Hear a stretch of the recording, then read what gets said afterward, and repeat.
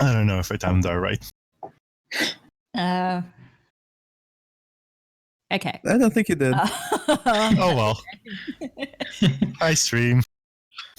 I made a joke and then I mistimed it. Oh well. Okay, so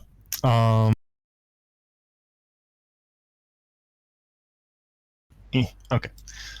Oh shit, I have stuff open. Hi, my name's Halceon.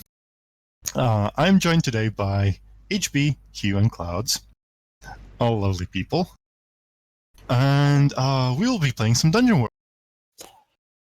And since this is, I'm sure most watchers have already heard, but we are part of the Roll Plus Bond Discord server, which is also a role-playing community of lovely people. And we are celebrating our 1-year anniversary with this wonderful stream, and we are supporting the charity Raíces, who provide legal aid and other support for immigrants in Texas, but also I think there was also volunteer work that can be done all around the world.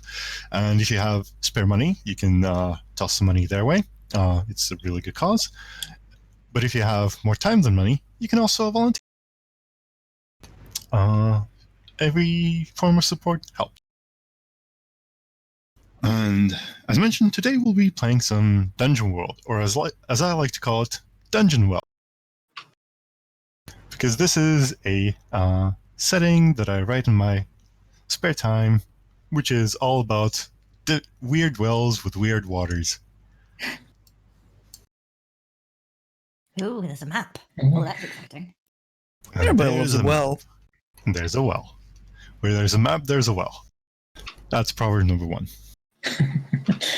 So, before I get into what we're doing here, what's up, where do we... who are the principal actors? Let's start with HB. Who are you playing?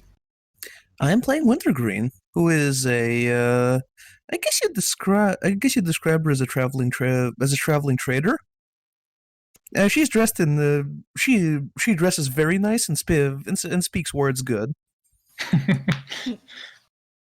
She's handsome and therefore trustworthy, and she's motivated by spite, and she has smoke bombs. Amazing. Can we also get a tiny bit of her history? Well, I'd have to invent some. Okay, then maybe later if that comes up. Well, in fact, she'd have to invent some because I'm not entirely sure she remembers. She has that kind of vibe where she's told enough stories about her past that she's not really sure which one is true. Ah, very good. Awesome. And I'm trying to pull your character sheet so the people can see the wonderful art you've chosen, but it doesn't seem to work. Oh well, a different time. Moving on, Hugh. Yeah, I'll be playing Kettle, who is a fisher. Can I shout out the person who made the playbook I'm playing is Dusty, who is Pawshella on Twitter, which is PAWSHELLA. And this playbook is the Gourmet, which is like I run around and cook stuff really, really good. And my food has magical properties because that's how good at cooking I am. And Kettle is youngish. I have written permanently on the cusp of puberty that will never come. They're kind of young and skinny. Their hands are pretty beat up from working in saltwater environments and doing a lot of cooking and getting burnt as a result. They're pretty gung-ho about trying any food that they come across, which I think is not the smartest trait to have. And they sailed ashore one summer in a giant pestle and mortar, and that's their like magic cooking equipment. The mortar shrinks down to to be a hat when I'm not using it as a boat, and the pestle is my weapon of choice, which looks kind of like one of those gladiators. What are they called?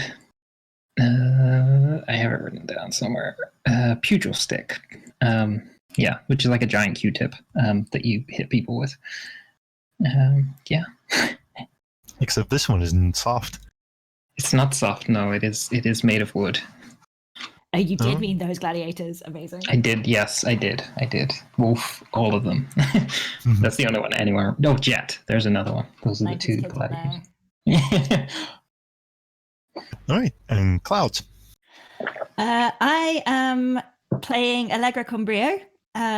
She is a bard. She's about 41 years old in our actual real culture, whatever that translates to in this one. She's tall, broad-shouldered, and kind of olive-skinned, with hazel eyes and graying red hair, which she wears in a long, messy braid. I've kind of face cast her as Gwendolyn Christie, including the height. Ooh. Gwendolyn Christie with darker skin and long ginger hair. She's kind of like a weird mix of being extremely practical and knowing how to survive in the wilderness and all of that, and she's also a bit of a space cadet. She kind of, if she hears an interesting enough noise, she will run after it, pretty much whatever else is happening around her. She's the life and soul of the party. She's quite a lot, but despite that, it's quite difficult not to like her. She's likes to run after noises because she has a magic concertina, which has been passed down through generations of her family, and which is basically an old-timey magic sampler. And she's from this kind of traveling community of spellcasters, basically like a college on wheels. All kinds of, like, they're all spellcasters, but they bring all kinds of different skills to the table. So like anyone who's vaguely in a magical profession can potentially join this caravan. And she's trying to basically go through a rite of passage. It's nearly time at her age to take on some more training and teaching duties in the community. So before she can join the Council of Elders, she must prove in song that she has collected enough knowledge and experience to be worthy of the role. Sweet. All right. So, the thing that happened before the camera. So, opening crawl. Right. Oh yeah. Winter's Green Art should be on screen for people. So the things that happened before the camera focuses in on stuff is in a town. What's the town called? Anyone? Is it the big? Is it the big word that's on the top of the map? No, that's the forest. Okay. I need a town name. Oh, you need the town name. I thought you were expecting us to guess. No, well, yes, but also no. Any guess is valid. Something branch, like salt branch, mud branch, dust branch. Salty Branch. Kind of like Salty branch. Salty Branch. Okay, so it's a bit on the coast. And also probably next to the river that's running by the forest.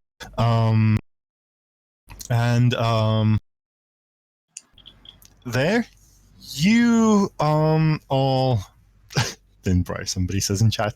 That's also a good one. But no, this one is Salty Branch. The town of Salty. You all responded to a call for people willing to do something.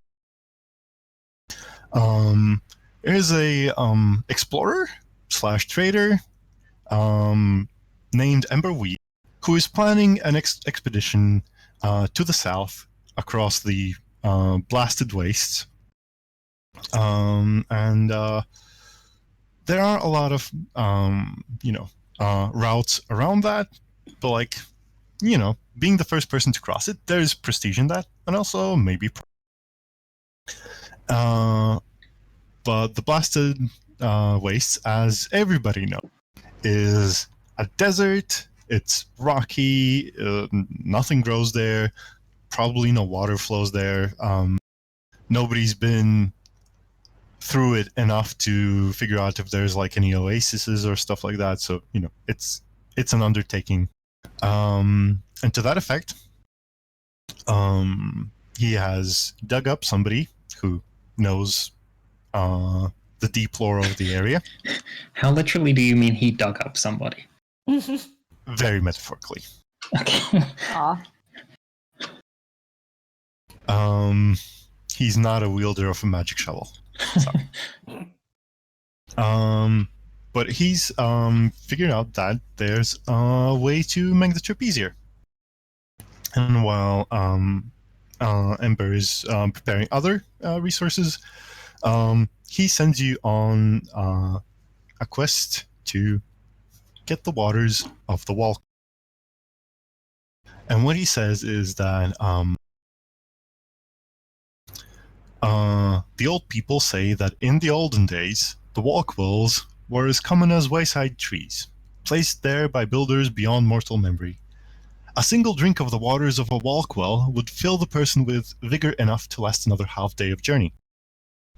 Alas, one by one, they've run dry or crumbled shut. And now there is only the one, in the very middle of Thickbriar, far from any road. Many venture there, but few return with the valued water, and the paths back out from that damned wood twist and turn and muddle amongst themselves, tempting and forcing the walker to drink the walking water just to return safely. And so, Ember promises you bring back as much water as you can, gives you 2 winter skins to keep the water cool, because there is also talk that having it get hot makes it lose its value, lose its properties. And yeah, Ember promises you to pay handsomely for every what's a good measure of volume? For every swig. You can't just say liter. Nah. It needs to be smaller. Smaller increments. Dram. Ooh, dram. Oh, yes. That's a good one. For every dram. And we'll figure out the math for that when you get home. Announce. But yeah, so you have 2 winter skins, which are like a leather water skin, but there is strands of chill steel woven through, which just keep it constantly at a temperature of 5 degrees Celsius. The optimal high. I guess not the optimal high density. I guess not the optimal temperature for water density. Yeah, it could be one lower, and that'd be perfect. But close enough. Chill steel doesn't care about your optimum density. All right. So you trek into the forest.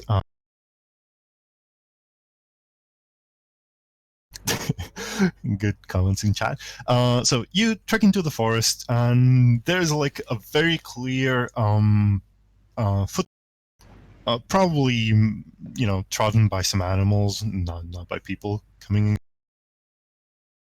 And it takes you a few days to get from Salty Branch to Thickbriar.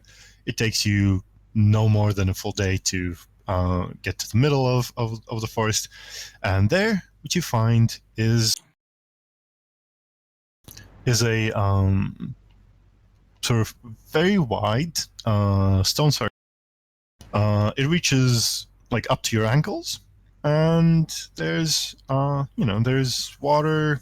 There's a pit there, and there's water like a few meters there. So getting it is the easy part.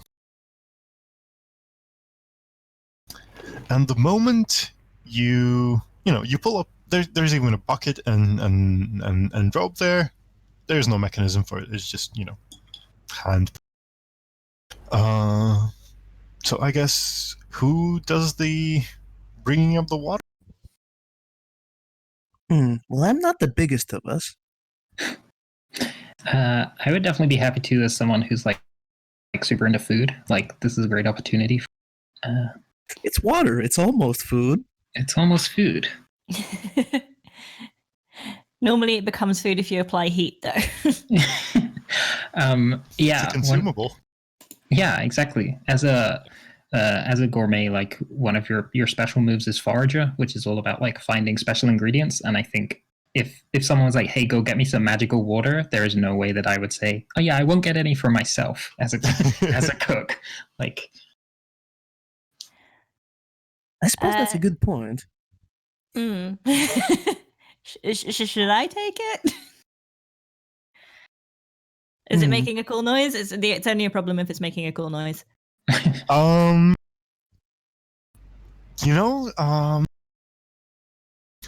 Have you ever gone to a lake, taken a small rock, and tossed it very high up, so it lands with a lot? Yes. And the sound that it makes isn't just a splash; it's there's like a bubbly popping sound. Does the sound that the bucket makes when it lands in the water? Okay. Is it any different to how it would be in any other well from that point of view? Yeah. Like it's the sound is a lot smoother. Like normally when a bucket splashes, there's a lot of just sloshing and noise around it. But this is like a very clean sound, like the bucket did a perfect swan dive. I definitely sampled that. But if it's not making noise in the bottles, then it's probably safe for me to take it around. I mean, we could pour it into a glass and make some funny sounds with that. Do you have a glass? Maybe. No, but I could get one. All right. Okay. Maybe this is something for the other end of the journey, lads. Could I see what happens if I use my mortar to like reach in and scoop up a bowl full of the water? Your mortar has a thing that you can scoop stuff up with? Cool. What that's like the bowl part of the mortar and pestle? Right. Yeah. The pestle is the stick, the mortar is the bowl. Right. Yeah, of course. Sure. No, you just scoop it up, and it's the water that you notice immediately. Like also, if you just lower your hand into the well beyond the lip, it's immediately, oh, this place is really cool by itself, right? Mm-hmm. And as you pull up the water, you also notice that it's kind of chill to the touch.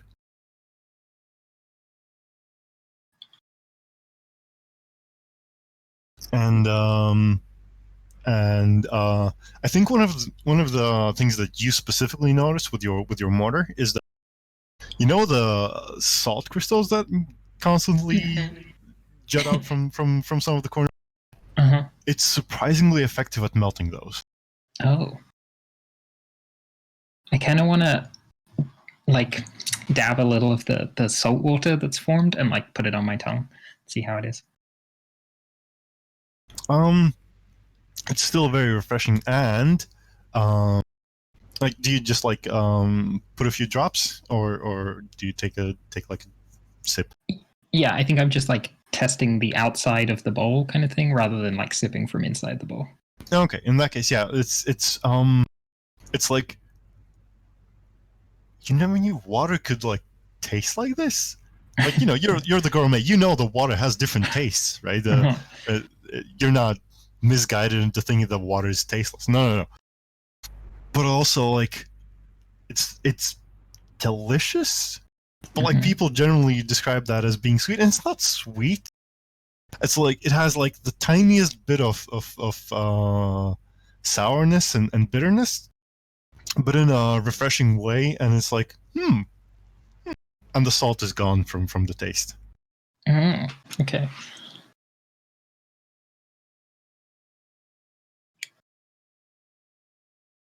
Okay.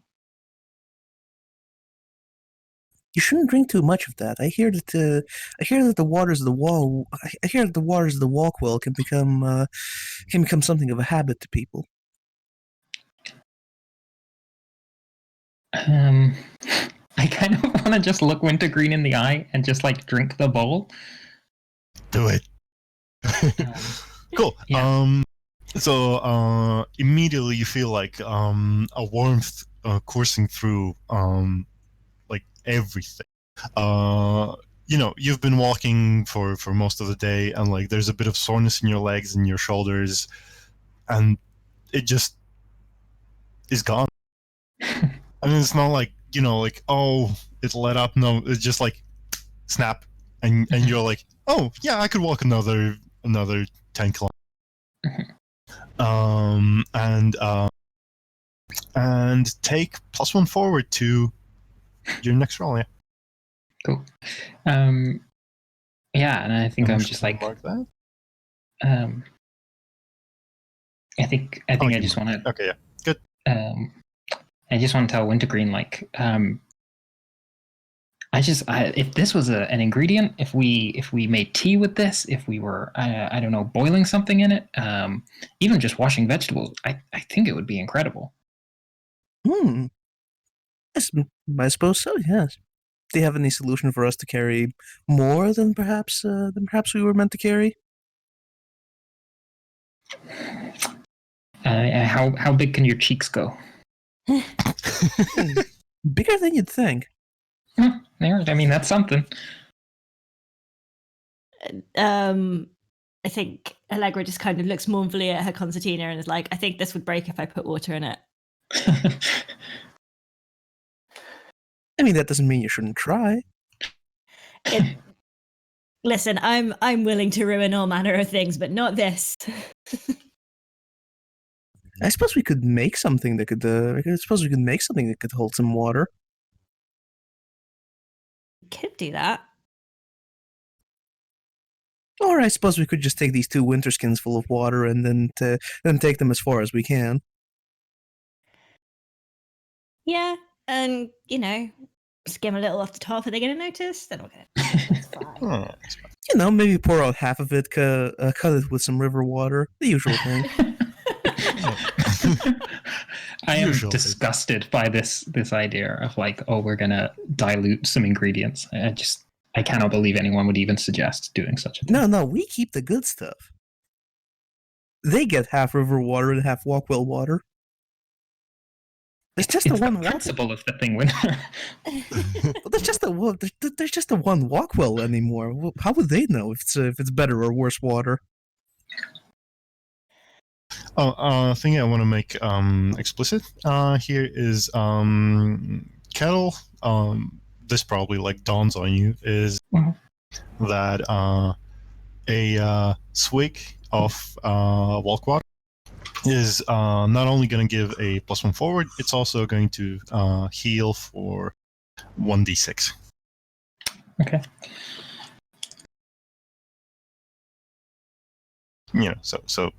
So you know the temptation that is there.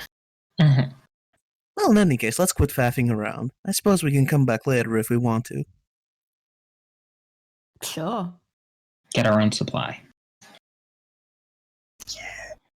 Weird that none of us thought to bring another bottle, eh? You guys don't have the dungeon pack thing? No, I do. Is there a bottle in that? Yeah, you can the thing that is like, oh, this can be like ropes or sticks or stuff. Yeah, it can also just be a gourd bottle or a water skin. Okay, that sounds like adventuring gear rather than dungeon rations, though. Yeah, adventuring gear is what I meant. Or okay, no, I don't have adventuring gear. Yeah, no, rations is just food. I mean, some of this hardtack could probably retain quite a bit of water. Oh, that's Kettle sticks out his tongue for sure. It's just like. Bleh. The water is delicious, though, so maybe it would make the dungeon rations taste better if we dipped it in it. So as you pour the water into the what did I call them? Winter skins. Chillskins, I think you said. Well, I've written down winter skin, so whatever. Interchangeable. Although maybe not, because winter skin might give wintergreen ideas. So maybe not as interchangeable. Anyways, as you pour them into the cool skin, and take one step away from the well, the forest immediately darkens. Like as you were standing around the well, there was sun, evening sun peering through the trees, like a nice warmth on your cheeks and stuff like that. And the moment you take a step, like the canopy closes, suddenly it's twilight, and like with a slight rustling, the path that you came in on just closes up. Now there's a bush. Well, that's inconvenient. And there's branches creaking as trees shift and yeah. Quietly sampling the creaking.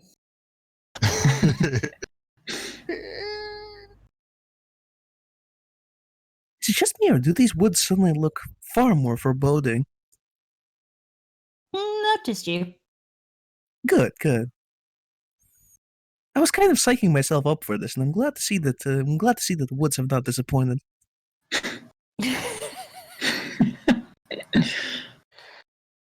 Oh, I'm not sure about this. I suppose we pick a direction and walk. How lost could we possibly get in these woods? I'm about to say it. Ugh. I mean, it's contractually necessary for somebody to say it. It's what the people are here for. Give the audience what they paid for. Speaking of which, exclamation point donate in the chat, please.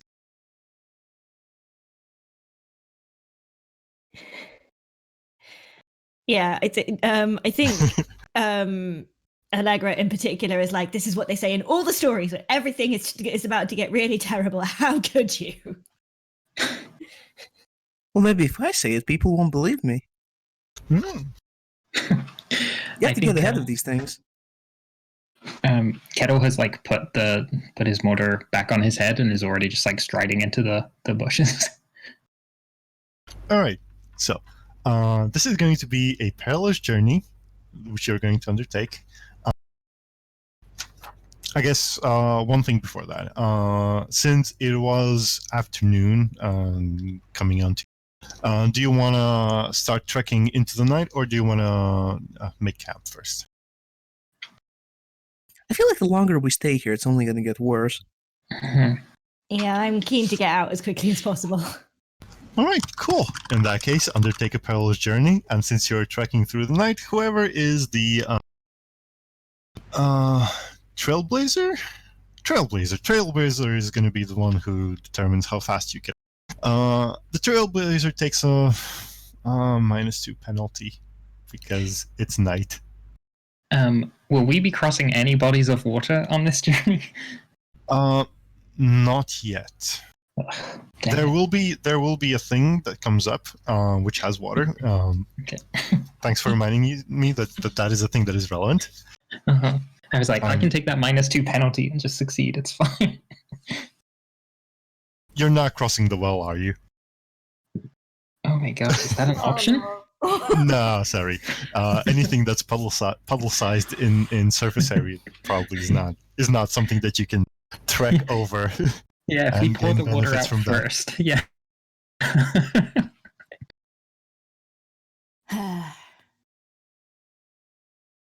Okay. Or specifically, there is an encounter which, if you happen upon it, then moving away from it, you will get this bonus, and you will get your water bonus. Okay, so who's doing what? We have Quartermaster, who manages the ration. We have Well, Trailblazer, that's who obvious. finds the way, and we have Scout, who warns of danger. I'll be quartermaster. I volunteer for this hard job. I'm happy to go trailblazer because I set up that narrative of just like striding into the bush first. Okay, I'll be scout then. Cool.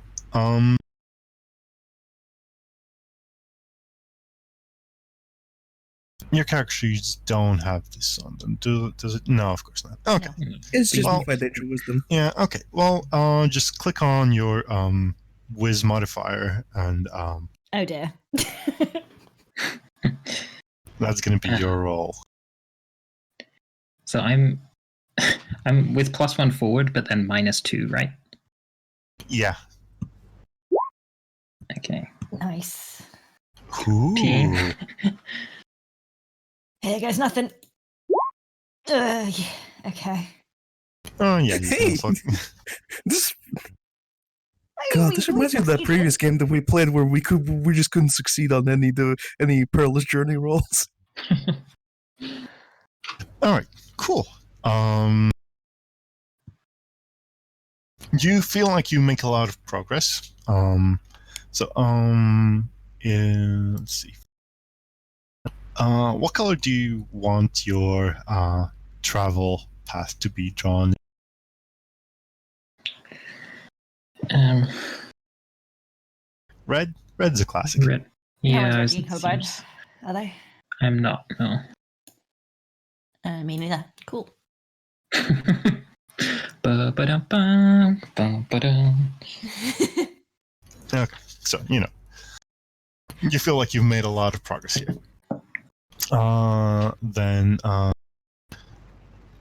What was Allegra doing? I was scout. Scouting. Okay. Scouting is no drops on each other. Yeah. No one gets a drop on you, but you don't get a drop on them either. Okay. And quartermaster is cool. Normal number of rations. Right. I'm gonna sort of.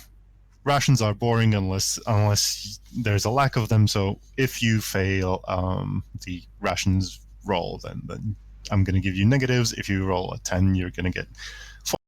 And because actually counting rations is boring.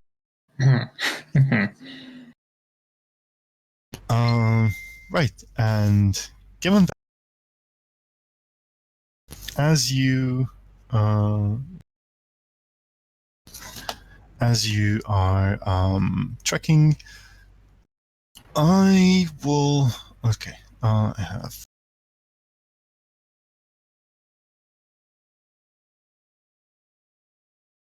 Okay, somebody roll me. No, actually, scout, roll me 1d. Was that 1d6? You cut off a bit. No, 1d5. 1d5.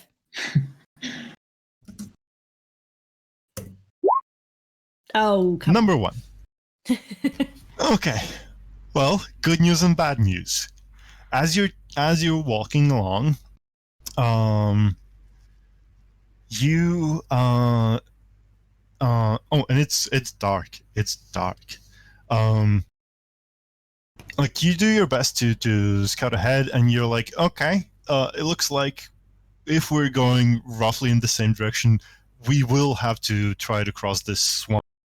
And it's a sump. It's sticky mud up to knees. There's patches of just open water. There's probably islands of floating turf. It's kind of bad, and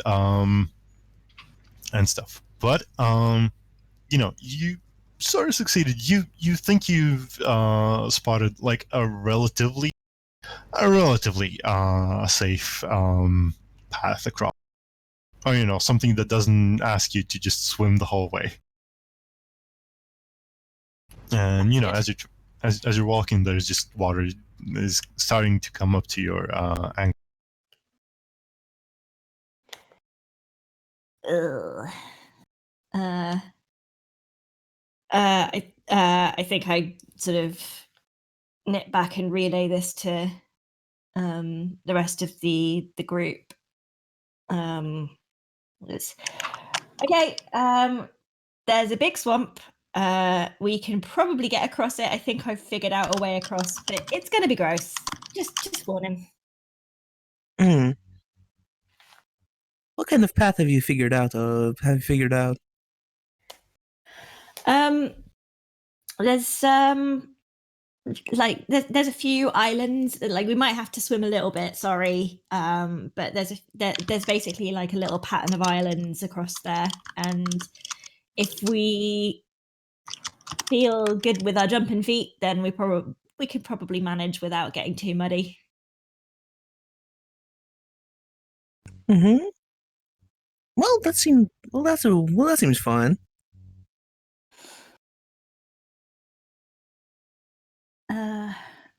Okay. Good work.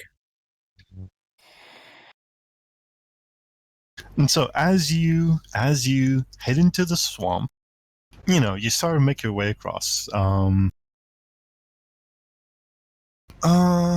Let's see. I think it's Wintergreen. It's probably Wintergreen who notices. Yeah. I should probably specify if we start going into relatively deep water. I think Wintergreen will change out of her like fancy clothes into a slightly more minimal outfit, like actually be able to swim nicely. Yeah. I think a while before that, there's a moment where out of the corner of you notice something glinting. Somewhere a bit to the side. And as you turn, it's and knowing Wintergreen, probably don't tell your companions. It's like, oh, cool, gold coins. Listen, this is swamp gold. It's the rarest gold. I think that's what I say as I pointed out. I go, oh, hey, look, everyone, swamp gold. Do I have a proverb about swamp gold? You do know that people talk about the sprites of the forest drawing their money in the swamp. Oh dear. Okay. And people often go into swamps to like, oh yeah, I'm just gonna, it's just there, finders keepers. I'm just gonna pick some. So I have a fun kind of internal struggle here because on the one hand, I feel like I should warn Wintergreen, but on the other hand, my alignment is chaotic, spur others to significant and unplanned decisive action. Yeah.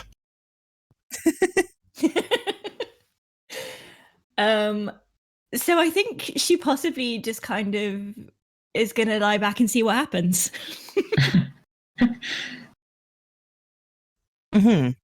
So I think I'm gonna go up to this swamp gold. And as you're heading up to it, you notice there's like more patches of this, and it's like, how the moon turns, how the cloud. It sometimes glints in the distance, and you're like, oh, okay, there's a spot, there's a spot here, and it's a bit like blinky, hard to keep track of everything, but the close one, you're pretty sure it's here. You head up to it, take a small detour around the suspicious puddle, and as you kneel down to pick the shadow cast by your own head covers up the gold, and you can't see it anymore. And you reach out, and there's just mud.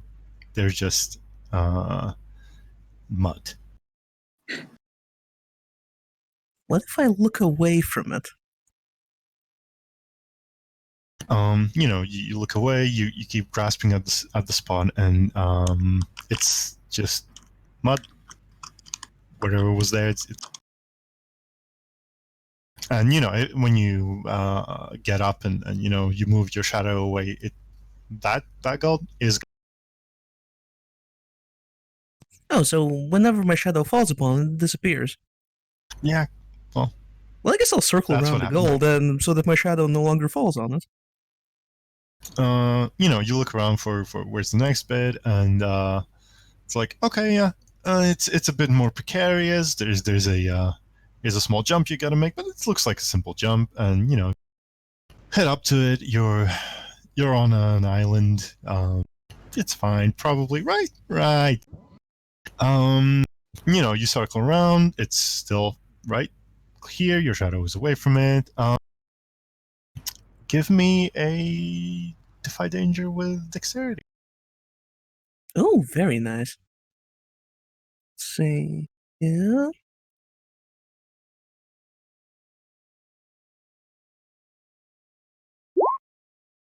That's a 10. Nice. Sweet. Nice. You kneel down. You're like, okay, gotta figure this out. If I put my hand on it, it's gonna cast a shadow. Maybe, you deftly maneuver your hand under the coin, and yeah, it's solid metal. It's in your hand, and congratulations, gain 2 gold. 2 regular gold? 2 regular gold. Nice. Not swamp gold? I mean, it came from the swamps. Like, it's irregular in that sense that it is coin shaped. It is made of gold. You don't recognize the markings. I mean, listen. I'm sure I can come up with a good. I'm sure I can come up with a good origin for this gold. And might just be very foreign. While Wintergreen is on this detour, could I do a little montage of Kettle kind of scoping out plants that might be edible? Oh, definitely. Maybe doing a little spot of fishing, like see if I can catch anything crab-like or something that might be in the swamps. Are there any rolls to that? There are, yes. I got a roll. It's 2d6 plus whiz. I think that should have worked. It's a 6. Heck yeah. Heck yeah. Oh, Good. Special Good. ingredients. Plus whiz. You can only hold up to 8 eats at a. Yeah. Okay. So you're looking for things in a swamp.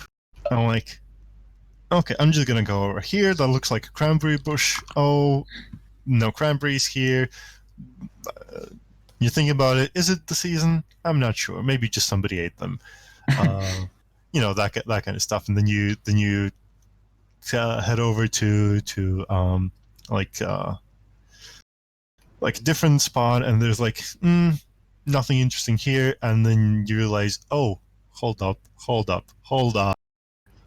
There's like a bit of shifting under your feet, and you notice that you are on a floating island made of turf, and it's in the middle of a pretty wide expanse of water. Also, mark experience. Uh-huh. I mean, my go-to here is to put my pestle into the ground and see if I can gondola the island back towards my friends. How long does your pestle extend? Or rather, what is the longest that you've ever made it? Oh, that's a great question. Probably the longest I made it was when I rode with it for the first time. But I can't imagine it's that long, right? How long is an oar? An oar is 1.5 meters, maybe 2. That sounds great. That sounds. An oar is roughly 2 arms long.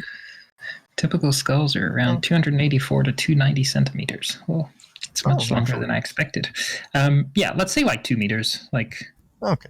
So in that case, you can probably row with it, but gondola pushing off from the bottom is spotty, right? Yeah, some sure. places you can stick it into the muck under the water and push off, but some places just you gotta row. And while you're at it, what are other people doing? While you're currently just, at this point, rewind a bit. You're still floating off into the distance for a moment while Yeah, you're looking at totally. some bushes of maybe tasty stuff. Hey, Wintergreen, you find anything? I jangle 2 coins in my hand, looking very proud of myself. Ooh, what do they look like? I show them off. If you look here, you see you can see the markings of foreign kingdoms on these coins. Might be pixies. Yes, that's what I said. I'm gonna so as I'm gonna introduce a complication here. Wintergreen, as as you're showing off the coins, and you're like feeling the weight, and there's a bit of comfort there, financial security and if It is a comfort I have seldom known in my life. yeah. And if you want to oh hey, Dusty's in chat. Hi Dusty. Yeah, we have your playbook here. So if you want to do something that is not going after more coins, that's going to be a defy danger with wisdom. Because the pull of greed is it exists here. Oh, I rolled Defy Danger Wisdom? Yeah. If you want to do anything that is not going after more coins. Like, you notice a few spots here and there where it's like, oh, looks like there's more stuff here. Excellent. Yes. I think I should get more of these. You definitely want to go get more of these. And you shall. It's a shame to let... You see, Allegra, it's always a shame when you leave money lying on the ground like that.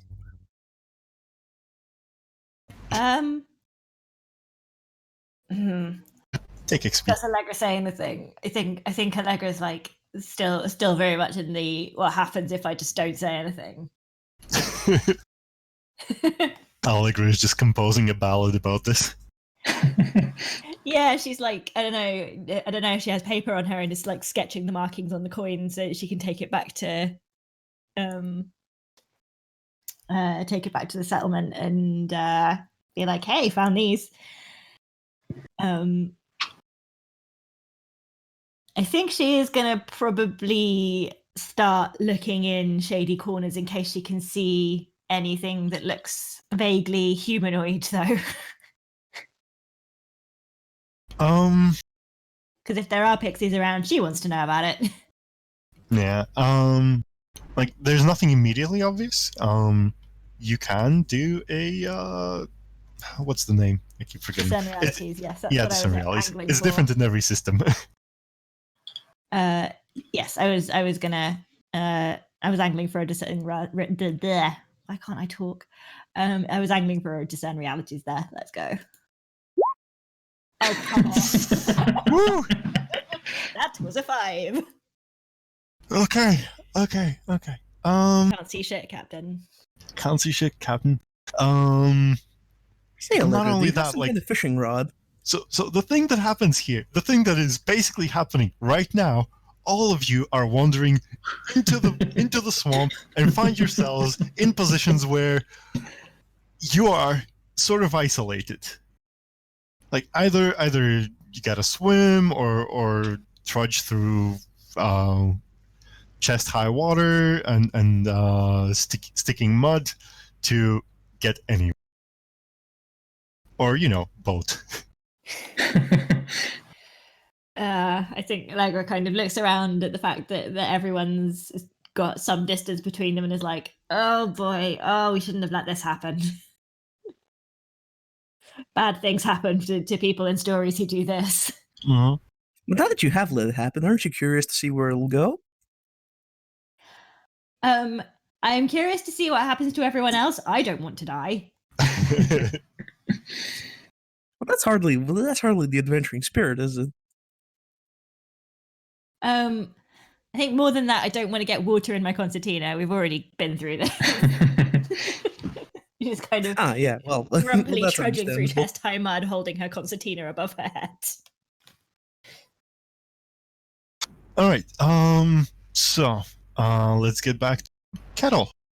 Mhm. Yeah, I think as Kettle is like trying to like row back towards Allegra, who is kind of the most in the middle. I think keeps like looking down at this brackish water, and there is like the clear temptation of like, I could just try it just in case it's good. Just take a sip. Just there's like, you just see like the eyes back and forth, like straight ahead, down at the water, straight ahead, down at the water, one hand like reaching out very tentatively, just almost like like running a finger through the scum on the surface of the swamp. We made jokes about this playbook being about licking everything, but it turns out they weren't jokes at all. Okay. Do you feel like this is a temptation that you need to resist, or are you just gonna go for it anyway? No, I have written impulsive to a point of maybe being a little worrying for people around them. Yeah, no, you take a swig. Yeah. Just like a fingerful of moss / whatever is on the surface. Sure. You know what? Just kind of take a whole fistful of sphagnum and just kind of squeeze it out of your mouth. Yeah. Okay, so This could be the start of the best sourdough you have ever eaten. Okay. And that's when Allegra realized she was traveling with 2 5-year-olds. yeah. Oh boy. Okay, so thing number 1. It definitely makes you sick. Take the debility sick. Worth it. It does give you an eat. Okay, perfect. Good. I can make the rest of you eat this. It's like the water is like, oh no, that was bad. But also like, if I dry out this moss and then maybe add a bit of salt, I could make this a good base for a salad. Or like a good garnish. So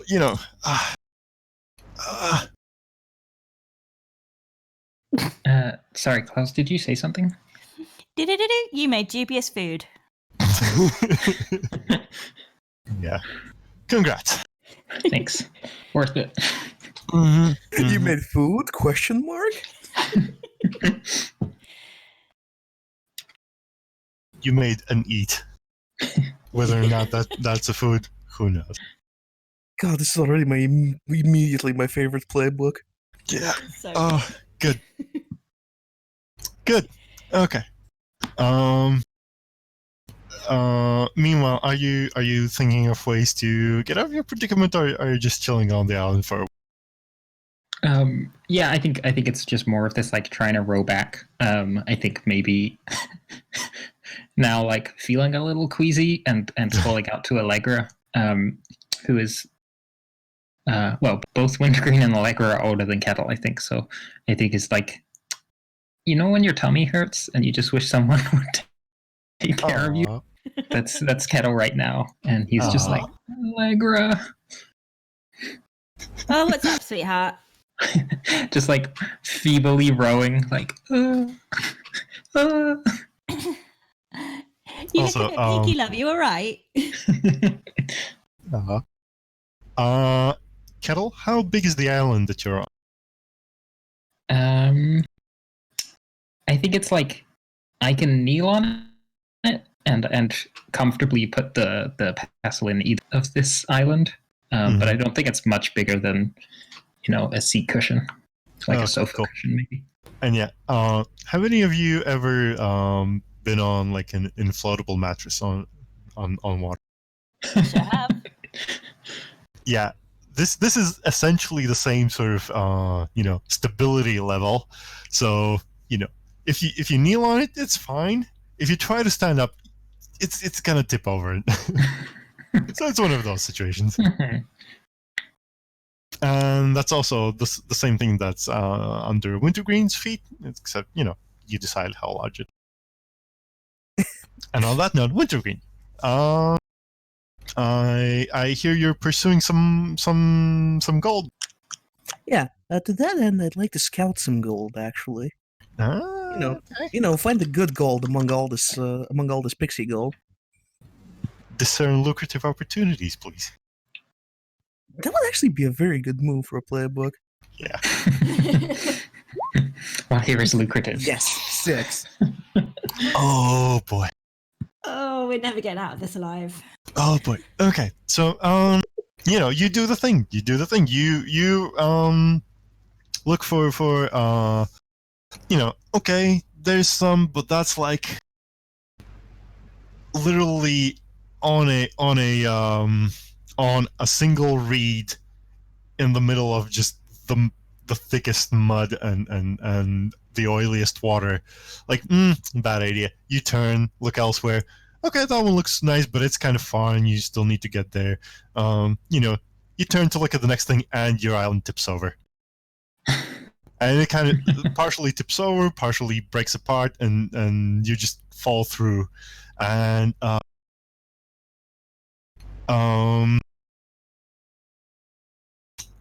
how mean do I want to be? I think it's time to dial up the meanness a bit. I say you immediately lose from. Let's figure out a good percentage. You have 19. Okay, lose 3 hit points. Oh no! Just through inhaling a bit of brackish water. It's totally good. Just get past the bitterness. Yes, I could see how you could eat this. But also, don't breathe it. And like you are currently in the situation where you have your head above the water, but also there's a turf island on top of you, and the water is like a lot of like algae and mud in there, and it's not the easiest to move around in. So you're a bit of a desperate position here. Yeah, well, I mean, once you've fallen into the water, the key thing to do is to not try and swim immediately out, because that's how they get you. That's how they get you. That's how they get you. So what I'm gonna do is I'm gonna dive down, then dive a ways away, and then try the surface. Okay. Defy danger. And you know what? I think this is strength. Because this is mostly about fighting an environment that doesn't want you moving around in it. Oh boy. Those are my favorite environments. Yeah. Wintergreen is the trickster.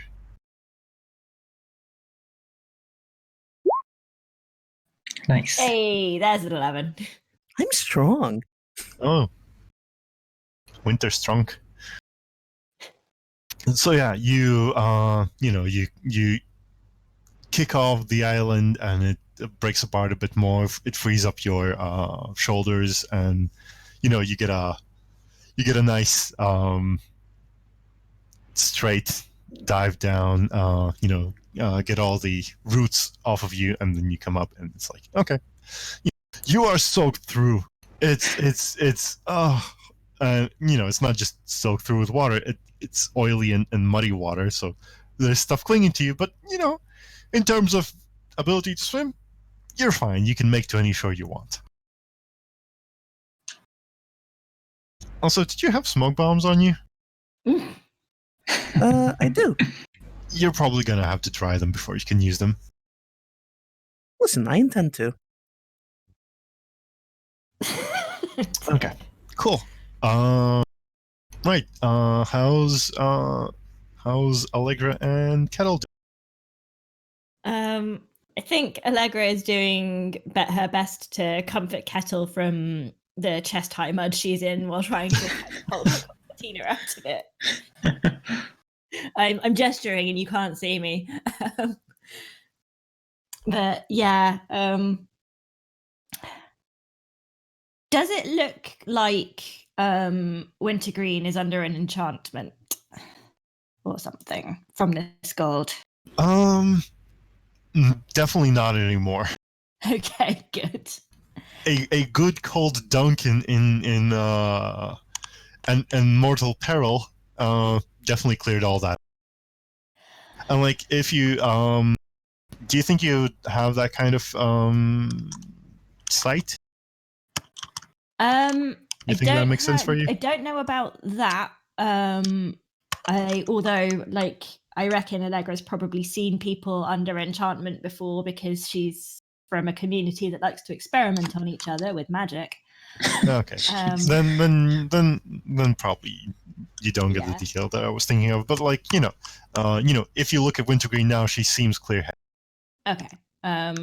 So I won't play my concertina at her.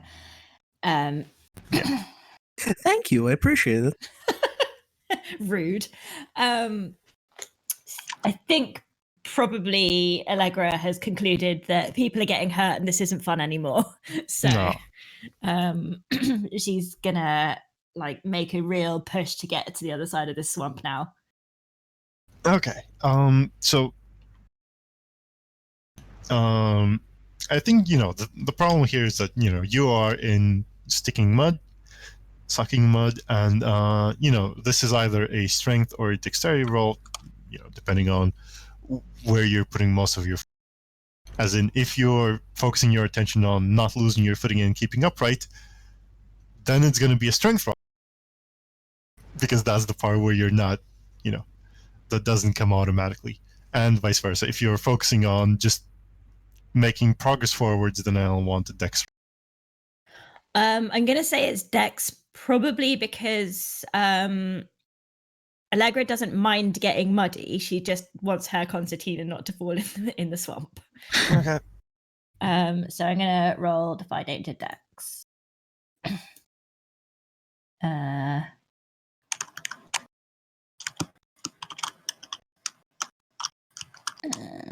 Bloop. Hell yeah. So yeah, there's just this. Okay, guys, this isn't funny anymore, and then just this wave of mud starts marching to the. For my next trick, I think she's gonna. Oh, sorry, didn't mean to roll that. She's also gonna be like, okay, everyone, follow the music, and she's gonna play a jaunty little tune to try and help people follow her to the other side. Cool. Yeah. What does it sound like? I think it probably.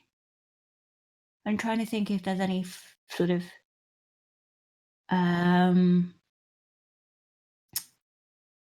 It probably sounds a little bit like, if anyone knows this, Come All Ye by Fairport Convention. Come all ye rolling minstrel, and together we will try.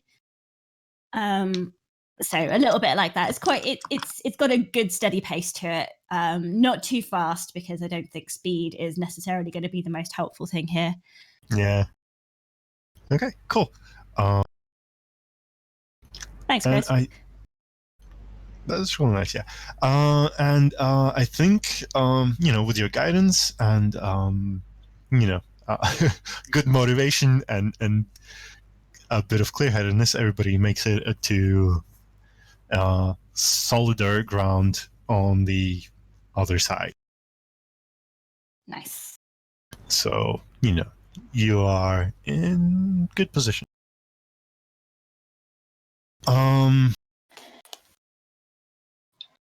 You can encounter over as you gather your bearings. It's the middle of the. If you push on, I'm gonna give you negatives because you're pushing on in muddy and wet clothing while being soaked. It's not a good idea, and it's probably a good idea to camp, but also camping is also not exactly safe. So Danger is Dig- everywhere. Dig your own graves. I'm definitely in favor of camping and drying out. The wilds are dangerous as shit. Survive them by not being there. Is that one of the proverbs? It is now. It is a new proverb you just learned. Yeah, listen, I'll write that I need down, to agree. but I'm not writing it down because I agree with it. I think Kettle is like sulkily like, yeah, I've got a proverb. There's nothing good to eat in a swamp. And like as you Aw. say that, you look down and there's a bush of cranberries, and there's still cranberries there. Madly like stuffing them into their mouth, but not amused by it. It's like grumble grumble. Thirsty. Okay, are we pushing on or are we making camp? Making camp, absolutely. Cool. Cool. So, when you make camp, consume a ration, or whatever, you have sufficient amounts of ration. Take watch. Are you wanting to just sit down for like a short while, or are you going to like rest until morning? Probably until morning. I mean, I have Listen, I can't see very well in the dark. It's one of my primary character flaws. I think probably until morning, because that gives whoever's on watch at a given time a chance to dry their shit out. Yeah. I mean, all your shit is probably just laid out somewhere next to the fire. So yeah, I guess who's gonna be the fire tender, the watchkeeper? Could I do that and also make some dinner? I don't know that I could take watch and make dinner, but I'd be happy to make dinner first. Sure. Yeah. I mean, I think in these situations, like you're probably not the best at spotting what's going on, but you will definitely tend the fire well. Okay. So I think that's a good idea here. Okay. Tell me about your cooking. Yeah, sure. I have a move for this. It's called tossed salad and scrambled eggs, which is extremely choice. And I can get bonuses to the roll by using eats. Since I have one, I think it makes sense to just use it. So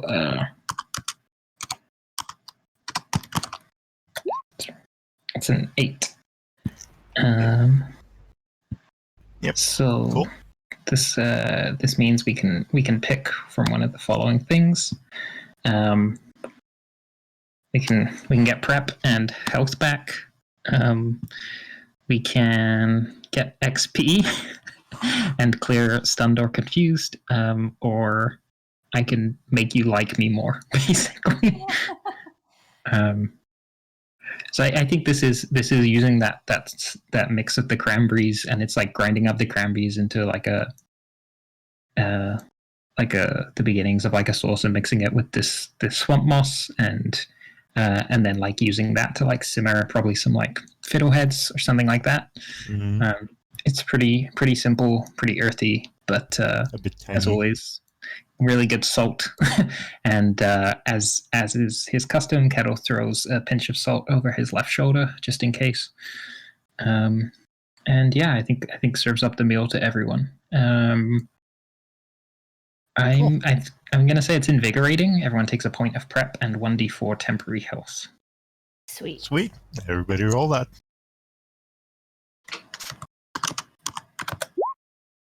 Two. Hey, 18 HP. I haven't actually lost any HP. So. Yeah, you get extra. Perfect. Love to see it. It's not healing; it's temporary extra HPs. Okay, so I'm gonna just mark it as 16 out of 12. Cool. Yeah, that's exactly how it works. And everyone gets a point of prep as well, so that will give you +1 to any roll in the future. when you choose to spend it. Cool. As you're doing this, I think this is sort of more towards the morning when when people are waking up and you're serving this wonderful breakfast. You notice a small mouse with a small mouse-sized pull cart that has a full sack in it. My heart. And it's just sort of passing by your campfire. This is while we're eating breakfast, you said? I think this is like before you wake people up. It's just you. Oh, okay.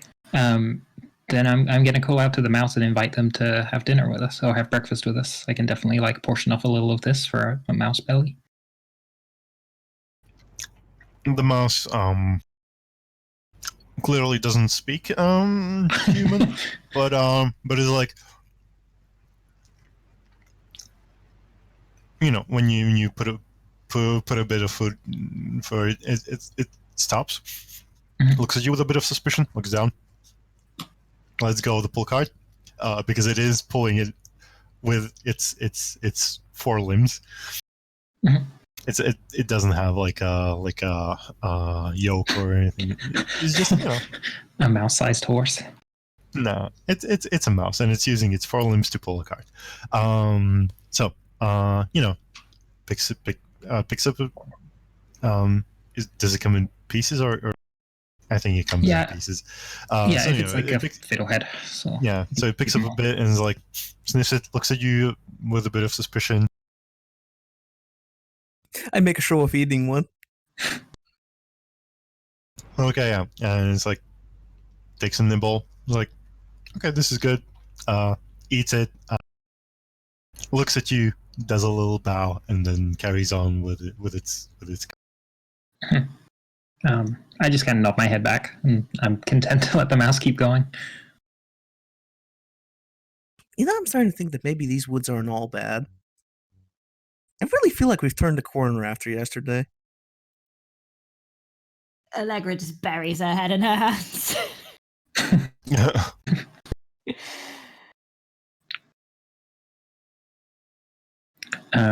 Kettle looks in anticipation at the two of you, like, Oh, it's very good, thank you. Oh, thank you. I mean, I don't do it for the praise, but thank you.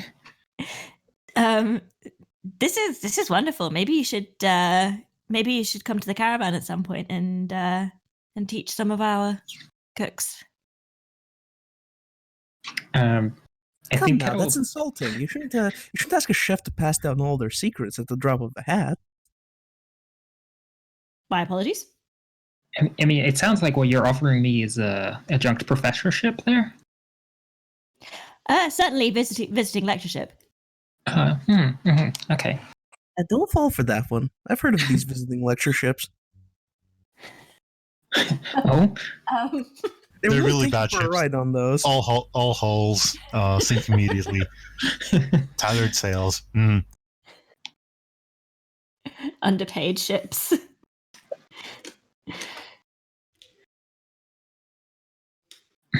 I think. Campfire. Oh, this is very wholesome. I think Kettle stands up and does a little bit of a pantomime of using their pestle to as if they were pointing at a chalkboard and yes, big fancy cooking, and goes down. Allegra does laugh at that. Also, something that you as players know, but the characters don't know yet. You have a mouse favor. Oh, I love that. A mouse favor and one prep? Very good. Mm-hmm. Well, then, all a very productive evening. Morning. Well, the prep happened overnight, right? It's the breakfast that gives you the prep. Okay. Productive morning. Yeah. Maybe it's it's like they were sitting marinating in the sauce overnight so that they were ready to go first thing. Nice. Okay, so as you set out, how do you unless there's something important you want to still talk about here, as you set out, how do you divide the jobs? Once again, I will be counting the supplies. Of course you will. Allegra, did you want to go ahead this time, or I'm happy to keep doing that? Up to you. Yeah, I think maybe based on yesterday's performance, we keep rolls as they are because we did all right. Thursday, tempting fate. Surely nothing could go wrong the second time we tried this. Nothing ever goes wrong on perilous journeys. Well, good news. Since you are still roughly in the swamp area, Kettle, you auto-succeed. Nice. Love that.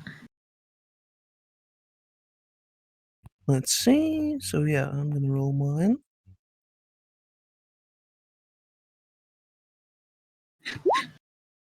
Hey, good quartermastering. Oh, dang. Everybody take one forward. Nice. Because I don't know how, but you managed to make hardtack tasty. Listen, you know that swamp water? Oh my god. After pitching soaking hardtack in the well water, you're like, or after I took a swim. Oh yeah, because it's probably just like, you pull out the hardtack from your bag, which is a bit soaked, and in the corner it's like, I wonder. I think it's more than I think I turned some of the breakfast into a spread and then put it on the hardtack. Oh, yeah. That makes sense, yeah. You don't want to go with this rudimentary Marmite situation? I mean, I do turn it into rudimentary Marmite a little bit, and then I do mix some swamp water in there, just as a matter of course. Hey-o. To give it some liquidity. Kettle is definitely like taking notes for like using using this hardtack as the starter for some kind of like hops beer, but that like uses the cranberries as well. That's like a fruity swamp beer. I have seen cranberry beer. You mean cranberry? Cranberry. Cranberries. And also, I don't know how it tastes, but I know it exists. It's pretty sour, I bet. Okay, should I roll something? Yes. You were scouting, right? Yes. Okay, cool. I don't know if that takes account of the +1 forward. Or is that? I don't. Did the forward go away from your? No, it did not. So. Okay. Well, anyways, it shouldn't count in here anyway because these are concurrent rolls and you get the +1 after. Okay. So, you make really good progress. Now that you can see. Oh, dang. Is this what the swamp looks like? Oh no, loop-de-loops. Small loop-de-loops, but there is a sense that the trees are a bit sparser. There's more light coming in, not only through the canopy, but also like sideways, like is coming in. Like you don't strictly see where the forest ends, but like it doesn't stretch infinitely in this direction. That kind of thing. So that's good progress there. You have your +1 forwards, and the thing that I guess somebody give me a 1d4 roll. Let's see what you encounter. Oh, I'll do it this time.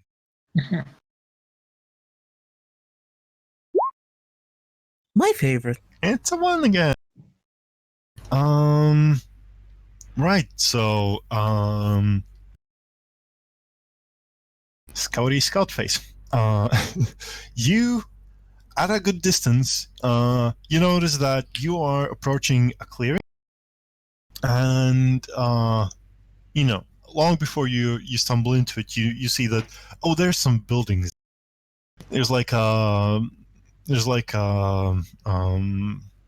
log cabin with a turf roof and a smaller one somewhere next to it, and you know it all looks very mossed over and overgrown, but you know there is a tiny strand of smoke coming from the bigger building.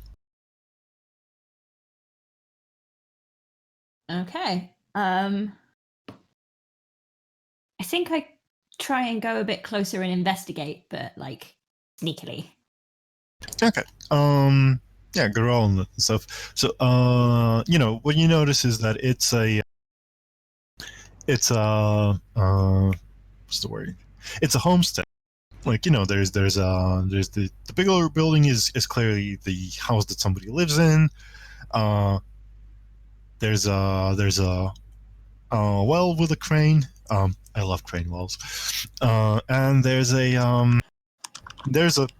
pit. And cultural aside, a pit is is the name for the traditional Latvian bathhouse or hothouse, which is, in principle, you heat up the room, you go in, you get sweaty, then you go out, you wash off with cold water, and you use brooms. Brooms is probably the word. You here. basically use branches. Yeah, you use branch brooms to beat each other. So, you know, open up the pores, let the dirt out, let the water in. Okay. As a it sounds more violent than it is. Just a gentle flogging. Yeah, it's a gentle flogging, right? You know, scrape off the old skin, give yourself a bit of a massage, or So give kind your of like dry brushing that people who have fancy brushes do. yeah, kind of. It's, you know, it's Exfoliating. it's a bit of whacking, but it's, you know, it's a bundle of twigs with leaves, so, you know, it's not like beating somebody. It's I'm pleasant. not laughing at your traditions. Chris said something funny in the chat. You gotta flog to unclog. Yes, exactly. That's how you open them up, and then you can wash them off. Sometimes people use salt. Sometimes people use honey. Thank you. Oh yeah, that's like a good rub. There's some good rubs there. So, Yeah. you know, cultural aside over. So, you know, that's the other building, and there's a basement. You know, there's an outside basement, which is basically like a hillock, and there's a door leading down into it. And you know, and also you notice there's like a space for like a root garden, but you see like there's a fence, and the ground is not you know, it's a bit clear from vegetation, but you're not sure what is growing there, if anything useful. Okay. I think I go back and relay this to the rest of the crew. Like, so there's a house. It looks like someone's lived there.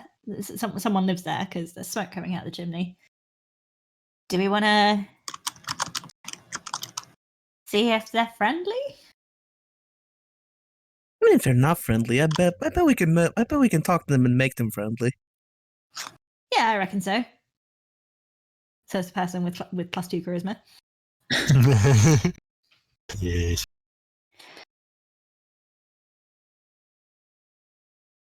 Cool. So as you enter the clearing / courtyard, the door to the house opens up, and the bundle of rags rolls out of it. At least that's what it looks like initially. You know, as you spend more than 1 second looking at it, it turns out it's a ancient old man bundled in rags, such that it's just there's this pile of coats. Ah, tumble rag. Tumble rag. right? There's but you notice there's a hand sticking out from a side, and it's gripping like a short walking stick, and there's from a different fold of the rags there's a beard hanging out, and like, oh, okay, yeah, that's a person. I'm still not sure though. It's something that appears to be a person Hi there. until further proof. Who goes there? Hi, my name's Allegra. I'm a traveling bard. These are my friends, Wintergreen and Kettle. I'm a We're traveling just passing merchant. through. I don't trust the look of that one. And points at a tree. Like, like you three are in a row and pointing off to the side, like, who's the fourth? Oh,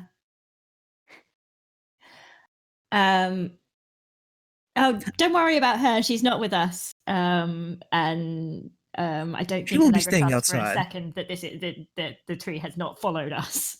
No, the tree hasn't followed us. It's just a tree. Okay.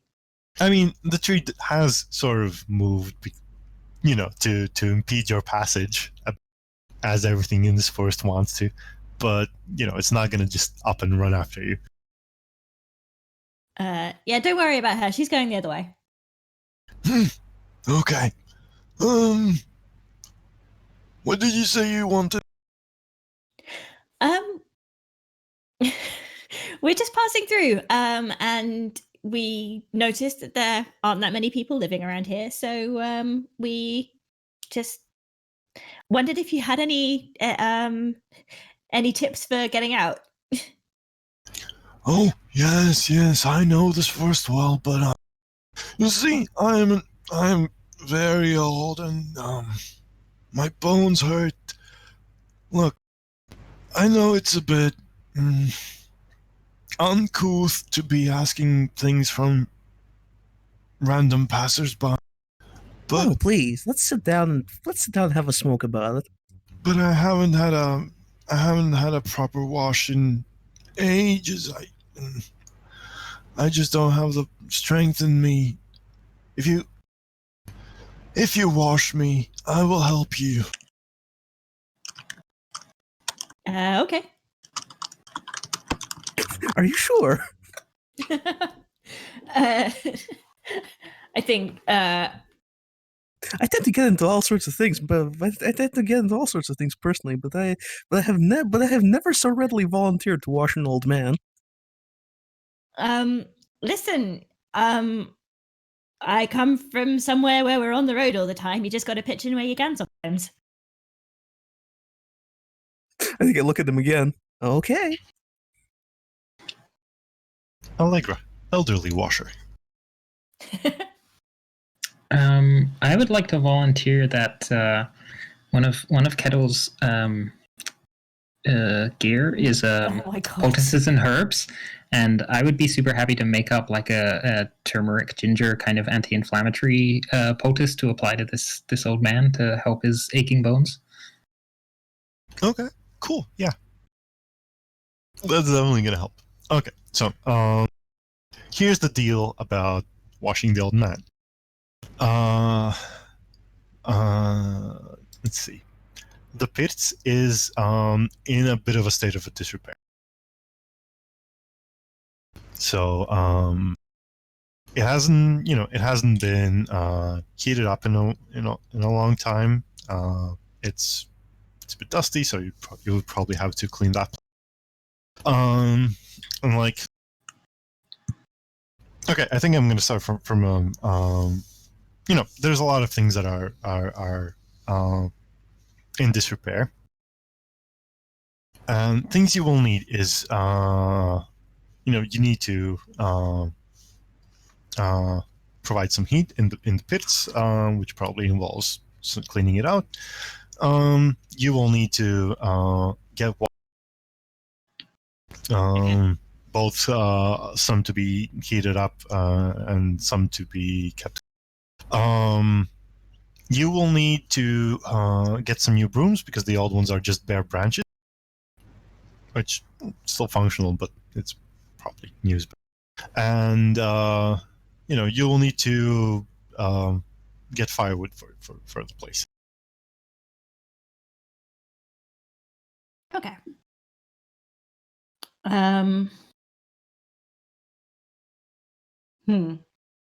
So these are the big angles here.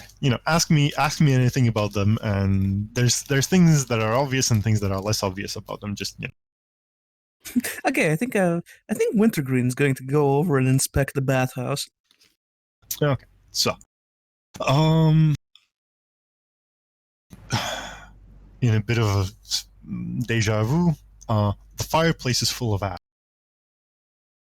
Like even before the old man got too old to actually make his own fire, he got too old to clean out the.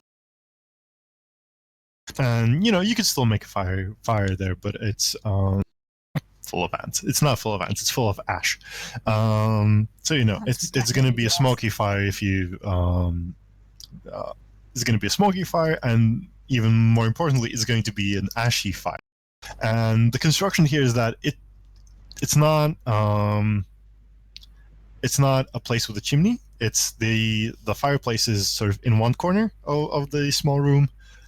There's rocks piled on top and around it to keep the heat in, and the ventilation window is on the opposite top corner, sort of where the roof comes together.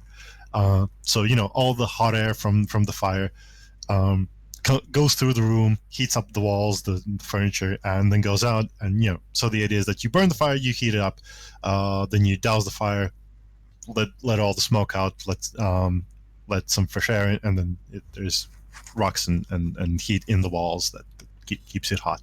Kind of like a sauna. Yeah, kind of like sauna. Sauna is more of active heat source. I think I come out from inspecting this place and go to Allegra and go like, I feel like this is going to be too much work.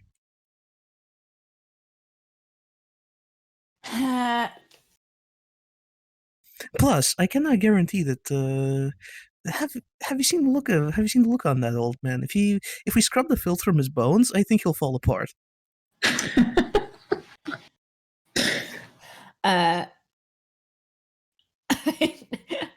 I think that makes Allegro want to see what happens. Maybe he will. That could be interesting. I'm fairly certain that the dirt and rags are the only thing holding him together at this point.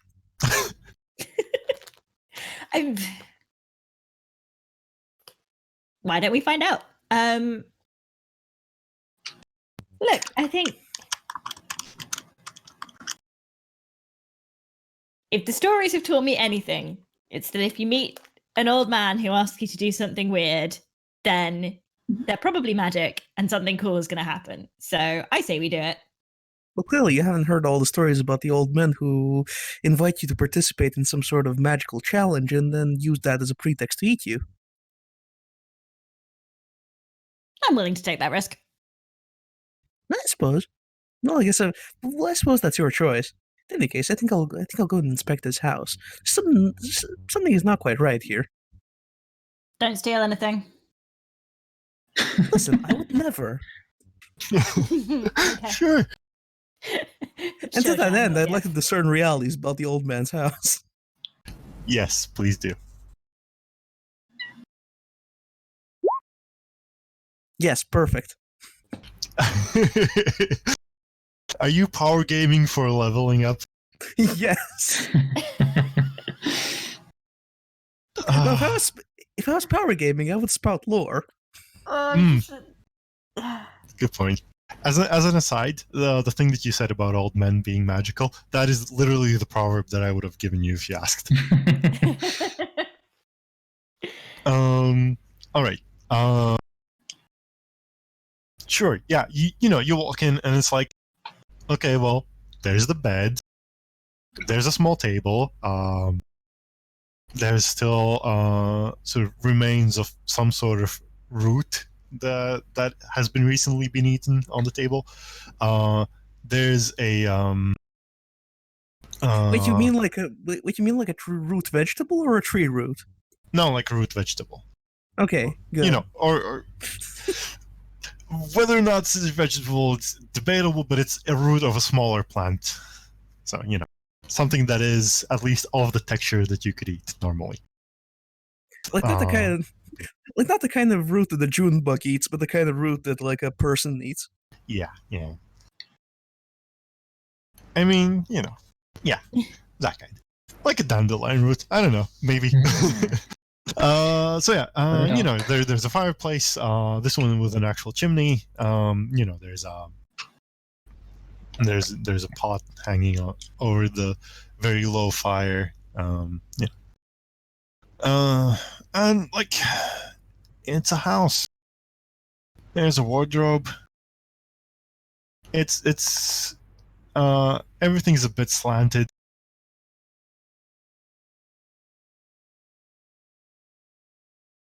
Yeah, it's a house. I've been sitting on the edge for the longest time to ask if this house looks like it has legs. No. No.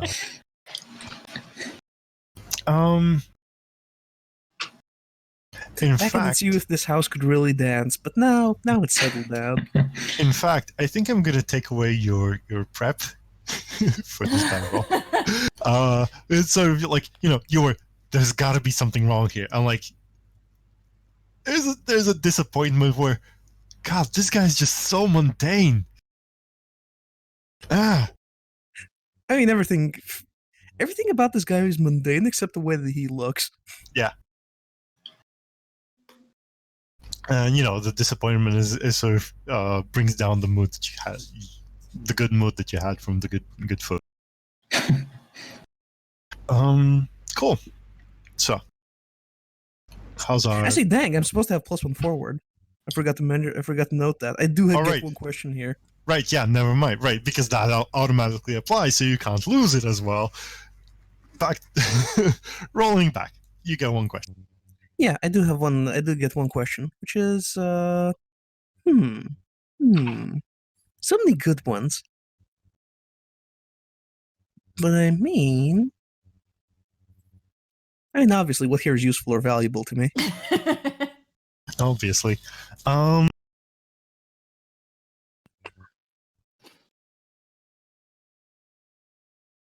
like I think you put together the patterns, like, you know, okay, this guy is clearly not the kind of old man that eats. For one, there isn't an oven big enough for a person to be cooked in, so you know that helps.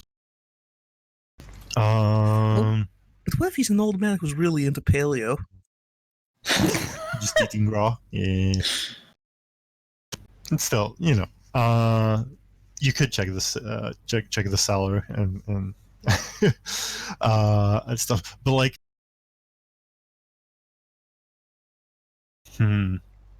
like, yeah, all signs point to, you know, if this guy's magical, then it's the benevolent kind. So what here is useful or valuable to me? Helping the old man is likely to bring is a thing you piece together, but also in a more direct sense, you know, you can. Oh boy, this guy's so mundane and.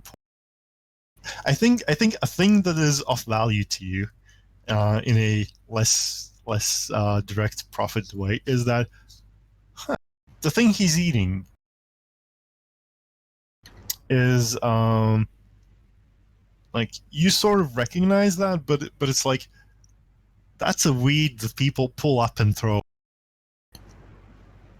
You take a nibble, you know, you take a small corner, and it's like, oh, dang, this shit's actually tasty. So, you know, it ends up being like, you have learned a way to sort of profit from agricultural waste, or, you know, agricultural byproducts, by selling them as food, which is valuable to you. Amazing. Fascinating. Hey, so I head out to Allegra and Kettle, and I think I lean in and whisper, "I've reconsidered. We are bathing this geezer." Glad to have you on board.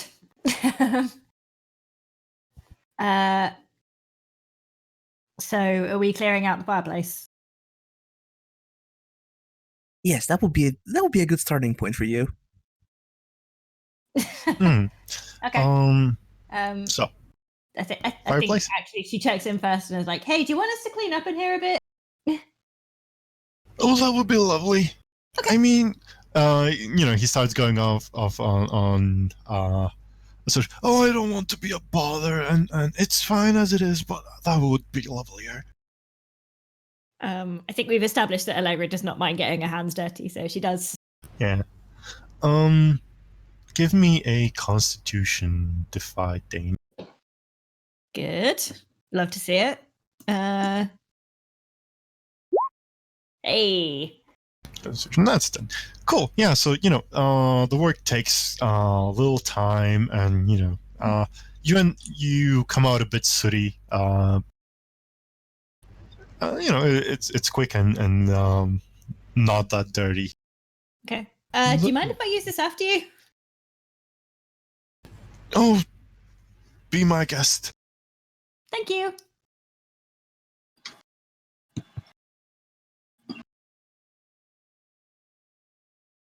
What is Kettle doing meanwhile?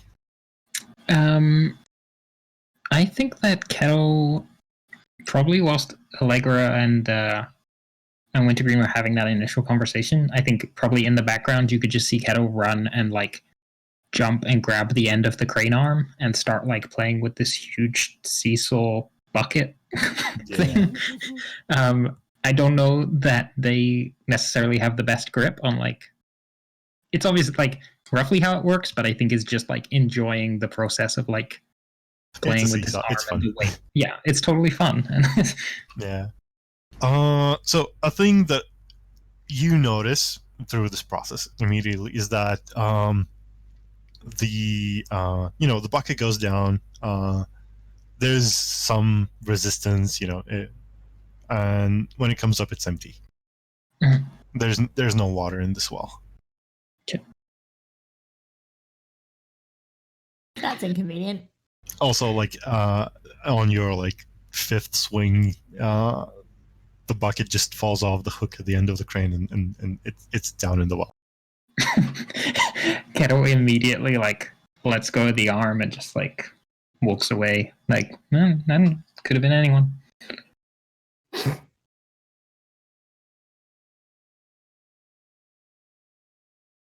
Cool. Right. So, true water was the friend. So, things that you need to figure out is you need some water, you need firewood, and you need broom. Now, where would we get water? The obvious place would be there's a small pond, but it's green with algae. Well, that just adds some texture, doesn't it? Or you could try to clear up the well. How much water does one of these baths take? Like you would want two big buckets. Okay. I think I go up to the well. Does something live in this well?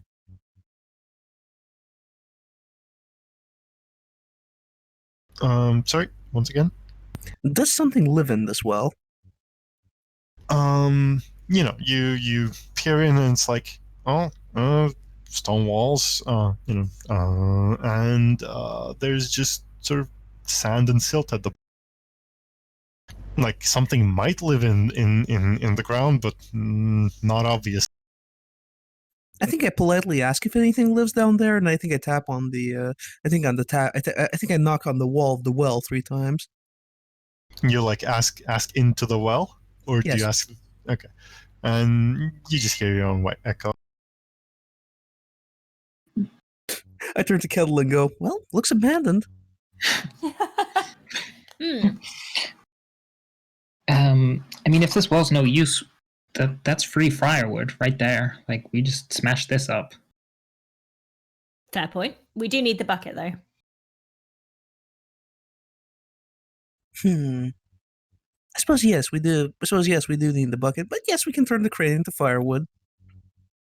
It would save us having to go into the woods again, which I think none of us want to do that.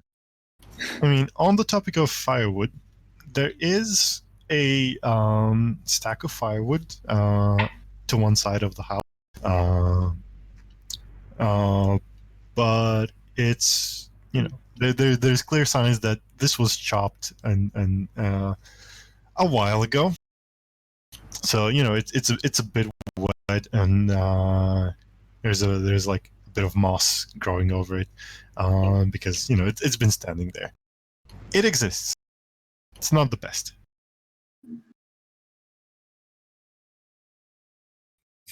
How would we get better firewood? There is also, you know, with as you walk around, there's, you know, behind the house you find like a stump where you know, there's an axe. It's a bit shoddy and the head is a bit loose, but, you know, there's a chopping axe and there's like a few logs there that are like, okay, somebody meant to return and finish chopping these, but never. Well, this seems like a workplace accident waiting to happen. Ah.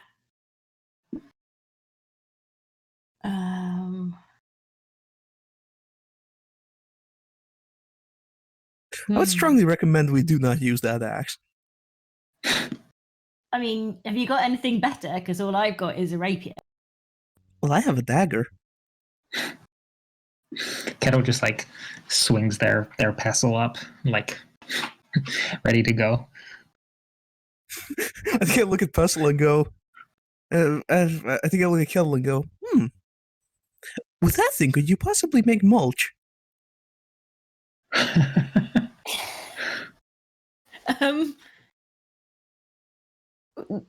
Focus, friends. No. Mulch, I think you can feed into a fireplace. Oh, okay. And Like- what? And I mean, what is a fire if not the biggest eater in the world? Cook some mulch. Oh my god. add some spices so it has a nice aroma. We can go back to the swamp and collect peat. Allegra, meanwhile, has had an idea. Yes. I think just. Do we have any buckets? Because you said the bucket fell in the well. I mean, the well is like 2.5 meters deep at this point. Okay. And, you know, there's sand at the bottom. Now, I'd say it's a bit deeper, like 3.5. Okay, which I think we've established is it's deeper than the pestle is long. Yeah. Like, Okay. you know, if you don't chop down the crane, you can probably use that to get out. Choices. I guess we can wait to chop up the grain. But I really want to is the problem. I mean, it's that or lose me down the bottom of a well. Hopefully I haven't annoyed you that much. Hopefully. Well, anyway, go down there. We'll hold off on the crane for now. I appreciate that. Thank you. Okay. I think that's the plan then. Go and retrieve the bucket from the bottom of the well and get back up using the crane. Yeah, cool. That's, you know, going down, it's easy. You know, tossing the bucket out, easy. Cool. Going up, you're probably going to need the help of other people on the crane at the other end. Yeah. Little help. Just so it doesn't, you know, as you're trying to climb the so the way I'm picturing is there's you know, there's the big shaft that's the seesaw, and at the long end there's also a wooden sort of pole hanging down, because wooden poles are easier than chains or ropes to get. So Yeah. that's the core part there, and as you pull down on that pole, it's just like it just comes down along. It swings down. That's what it does. Can someone help me out, please? I'm I think considering it. Kettle goes to like jump and grab the other end, but maybe doesn't have the weight to like move this lever, and is like looking at Wintergreen. Like, Okay, then I grab onto Kettle and like pull them down. Cool. Yeah, and teamwork makes the dream work. Allegra is lifted up enough to reach the edge. Okay. Who was it that had the? Was it me that had the flasks? I think so. Okay. yeah. I think the idea was that Kettle is too likely to just drink it out of interest, and Wintergreen is too likely to water it down with swamp water. Okay. I think in that case. Sorry, can I rewind a bit? Sure. There's a interesting detail I wanted to add, as when you're down the well, a thing you notice is that the sand and silt that you're standing on is actually pretty wet. Okay. So there is potentially still water in the vicinity. Yeah. Okay, that's worth knowing. But I think what Allegra tries first is taking an amount of water out of the pond, kind of scooping the algae off, and then adding a tiny bit of the walk water, like just a couple of drops, to see if anything happens. Mm-hmm. In commercials for like washing up liquids, there's this moment where there's a dish with a layer of grease on it, and they put a drop, and the grease just runs away to the side. Basically that, but a very small amount, like where the droplets of walk water hit the pond water, the algae and stuff sort of scatters from that point, but not like the surface clears out. It's more like you get a small circle of clear water. Do I get a sense of how much it would take for this to actually like be usable? Like, to clear up the whole bucket, you feel like it's going to be a significant fraction of a skin, like a third, maybe a fourth.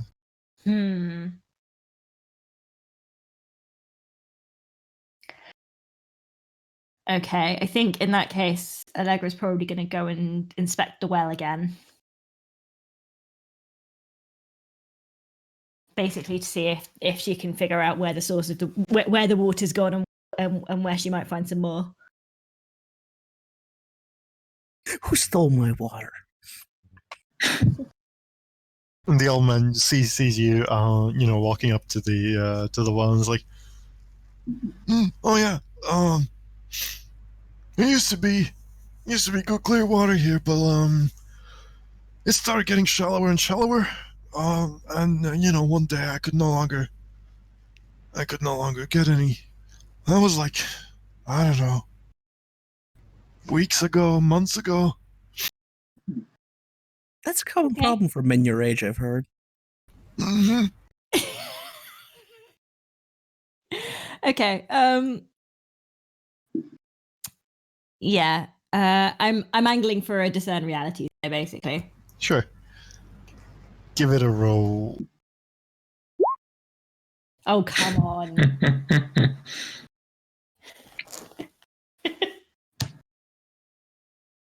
I think I want to make a hard move, and I'm just figuring out what to do with you.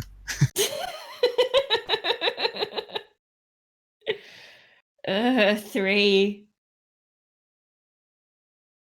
I'll take an experience.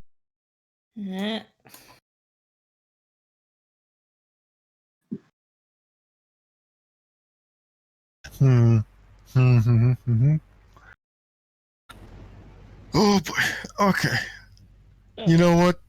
I think you get confused. The debility confused, which lowers your wisdom modifier even further. Great. Great. Delightful. It's like, you know, you're like, It's -1 already. yeah. So you know, it's like, wait, the water kept getting shallow. Water doesn't get shallower; it runs out. And something about the wording gets you like, wait, hold on, like, how does that work?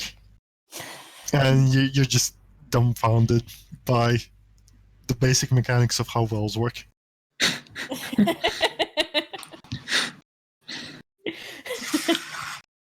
I think I'd Could like I to double- spout some well lore in response to this. Yes, please do. I guess the question I want to figure out is how exactly do we how exactly will we go about fixing a problem with a well like this? Because I think this is a common problem that I've frequently offered to help with, despite having no applicable experience.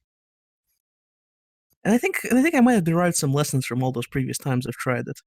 So I'm going to use my prep on this one. Okay, cool.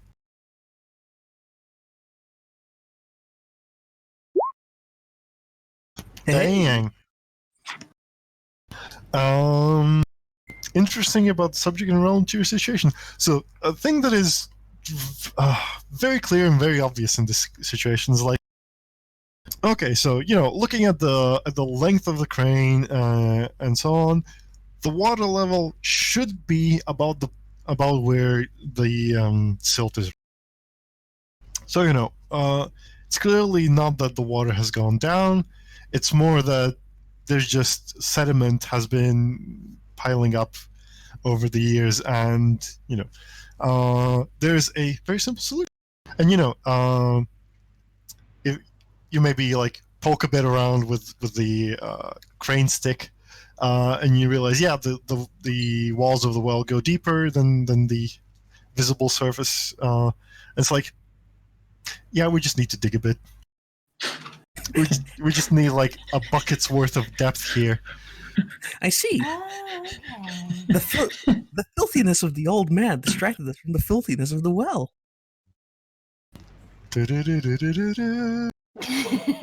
Insight. Well, that seems easy to fix. I just one of us just goes down there, loads up the bucket with sand several times. We just kind of scoop it out of there. Sound weird? Kettle puts a finger to his nose. I put a finger to my nose. Fine.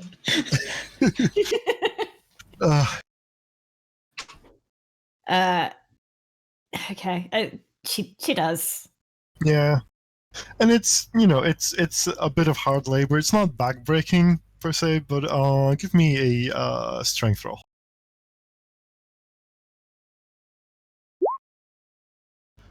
So it turns out it is a bit backbreaking. Take a -1 forward, because you know it's not injurious or anything. It's just time. Okay. That's going well for Allegra today. Can I An check? experience. Are the yes, sorry? brooms that we're building? Are the brooms we're building for cleaning, or are they the ones that you're getting hit with? They're the ones you're getting hit with. Okay. So We've done optimally, the cleaning, it's fine. yeah, it's a different type of cleaning. So yeah, what was I going to say? All right, so the perfect broom would be sort of branches from the very ends of a birch branch. So you know, the very thin ends. Perfectly if it's like early summer, the leaves are still very strong and very broad. You can't always get early summer, doesn't matter. And you know, you might add some fragrant grasses into it for you know, flavor. There are some people add also things like a small branch of pine, because again, smells really nice, and also, you know, a bit of extra needling, not maybe even a bit delightful.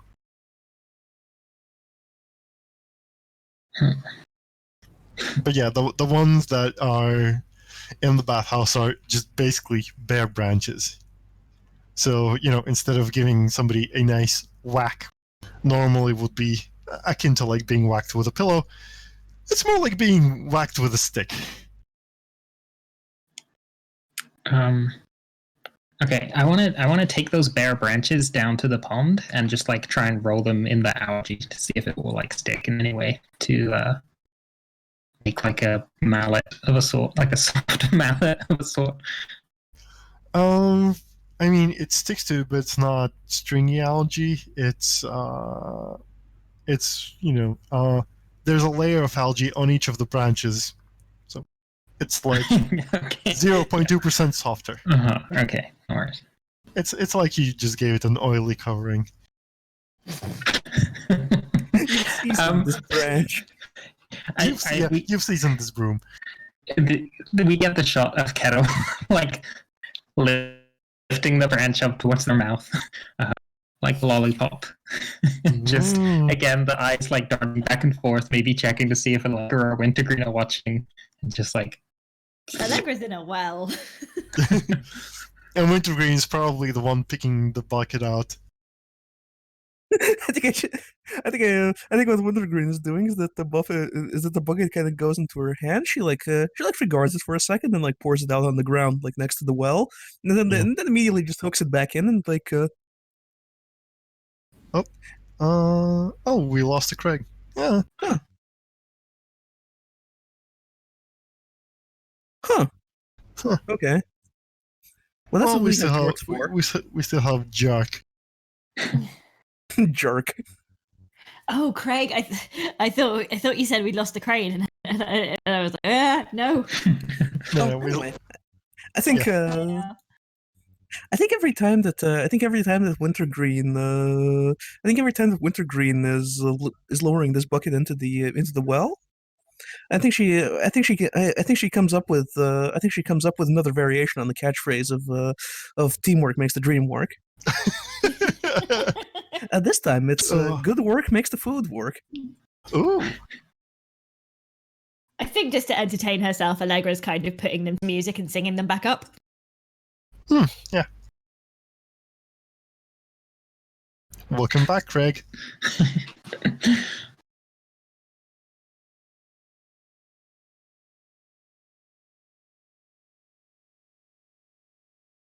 Okay, so yeah, the work takes. Bye, Craig. Come back, Craig. We love you. Yeah, okay. Craig is timing out. Oh well. Yeah, Craig's brother George is gonna fix this up. Right, George. I forgot about that one.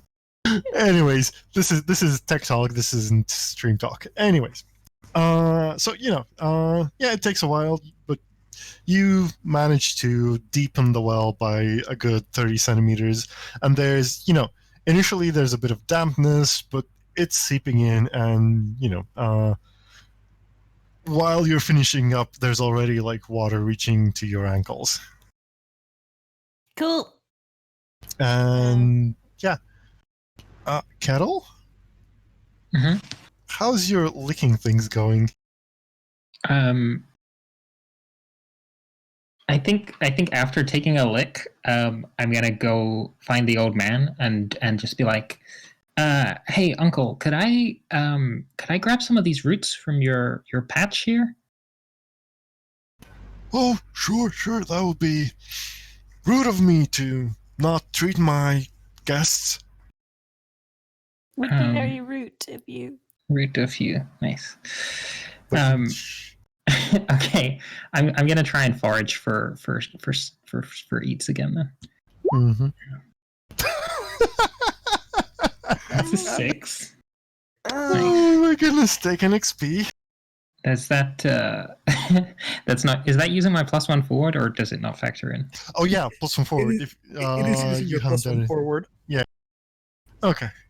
You just rolled like one and a 2. Okay. Yeah. I rolled snake eyes on that. Oh my goodness. Oh my goodness. Okay, so what is your 7 to 9 result on that? 7 to 9 is I get 1 eat, but I can also gain 2 eats if I get into trouble doing so. Okay. Which if I have the choice, I'm obviously gonna get into trouble. Cool. Let me check your character sheet for a moment. Please.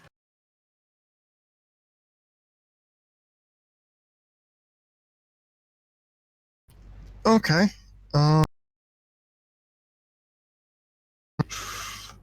Sure. Like, okay, you find something that's like a wild carrot, and that's your one. And then there's like, okay, this looks like some sort of turnip. The leaves are kind of right, but like the root is very long, very deep, and so it doesn't want to get pulled out. And you're like, what could I use to dig this up? Oh, I know. I have arrows. They have sharp tips. They will help me. Lose 2 ammo. Okay.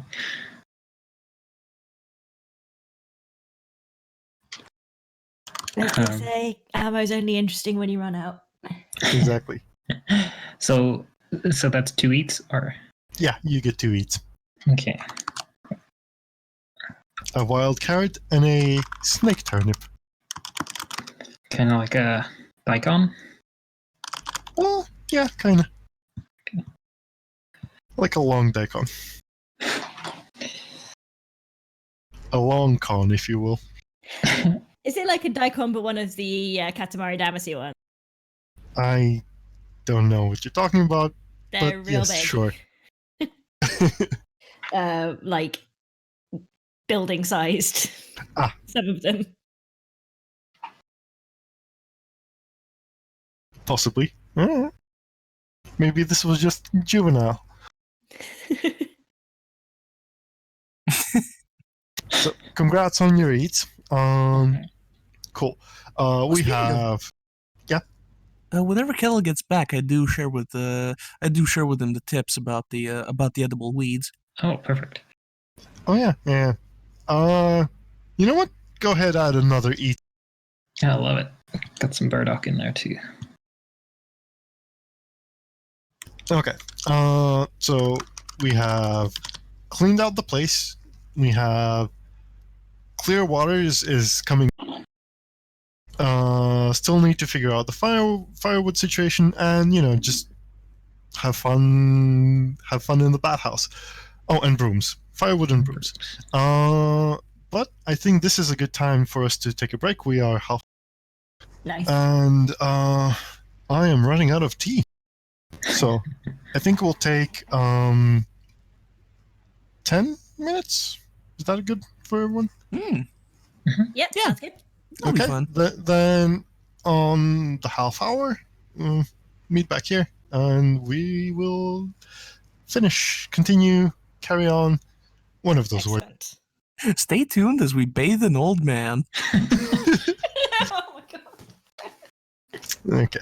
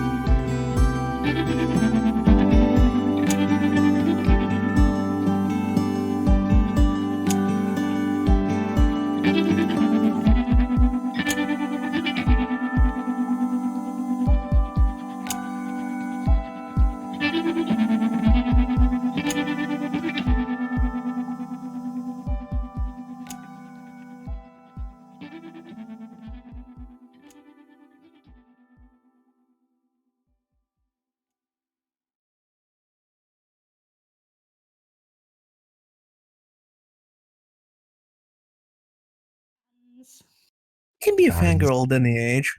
Yeah, fair enough. And any gender. Welcome back. We're about to bathe an old man. So, but before that, let me remind everybody who's watching, who's joined us since the beginning, this is our 1-year anniversary stream for the Roll Plus Bond roleplay server, where we do things like bathing old men.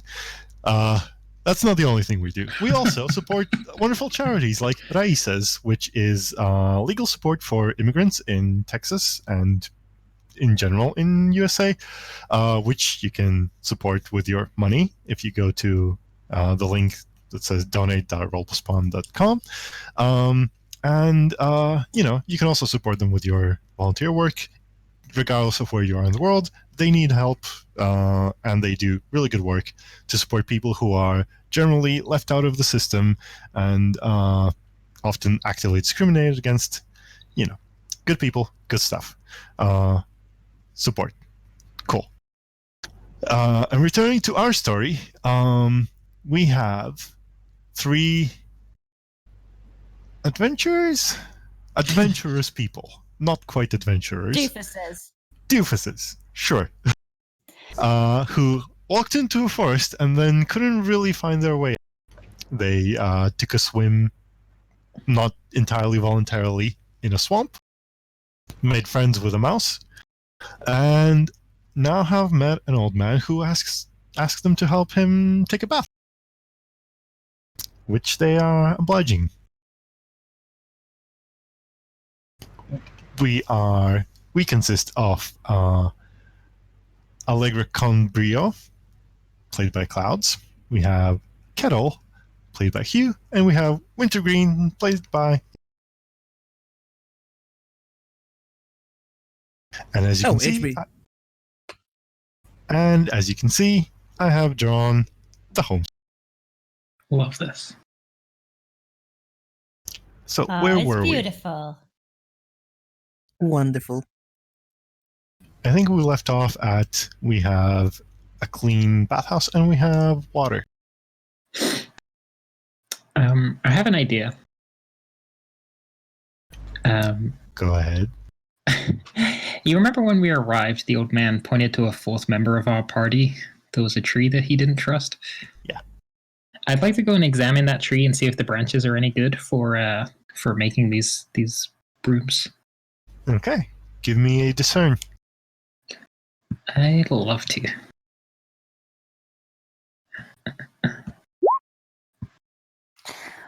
How are you so bad at this? Now you're power gaming. This is my best. This is my best stat. Also, I would just like to say that was also a snake eyes. 1% of players should not have 99% of experience points. Okay. You know what? I think the move here is pretty evident. Is that you go over to the tree and it's like, this one's like too stiff. Like the branches don't bend well enough, and the leaves are kind of hard.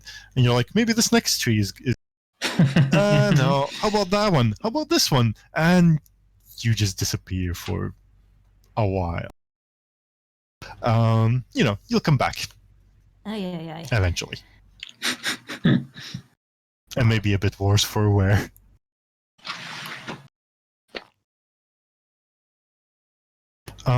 Cool. And as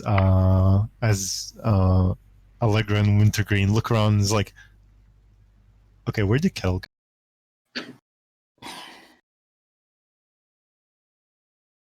I'm sure they're around somewhere. Or like maybe even Kettle's backpack or something is still there, and it's just like, where's Kettle? I give that tree the stink eye. I think I'd go and tap the tree to see if see if Kettle is not possibly in there. There is a resonant sound. There's clearly a hollow in this tree. But no Kettle. A visible hollow? You have to sort of poke around a bit, and you find an opening. Okay, I'm just gonna stick my arm in there. Okay, just give me a flat 2d6. Let's see what the luck says. Not promising, but okay. Oh, it's not bad. That could be worse. Above average, even. Yep, you find some eggs. Nice. What And kind of eggs? Sparrow. Oh, so like tiny. Yeah. So like tiny. There's like 6 that you can, roughly 6 that you can feel with your fingers. I'm sure nobody will miss these. I take all of them. Sure, nobody. Boo. I am writing this down. You have the enmity of the sparrow now. Yeah, exactly. +1 mouse favor, -1 sparrow flavor. Oh dear. Listen, I am an inveterate enemy of sparrow kind. Sparrow grudge. I think they're on the threatened species list now. Cool. Threatened in the sense that somebody is actively threatening them with a knife. Okay, I'm gonna add 6 sparrow eggs to my inventory. Sure, yeah.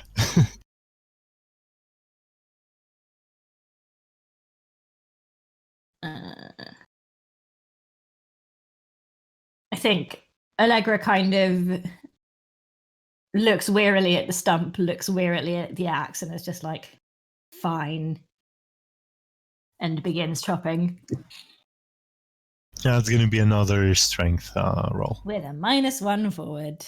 Very Yeah. exciting. I think I Hey, there it is. There it stand is. by and go. I think I stand by and go. Look, you're doing it. It's perfect. I keep doing that. Yes. So, it goes okay. The head is a bit rattly and but you do good work.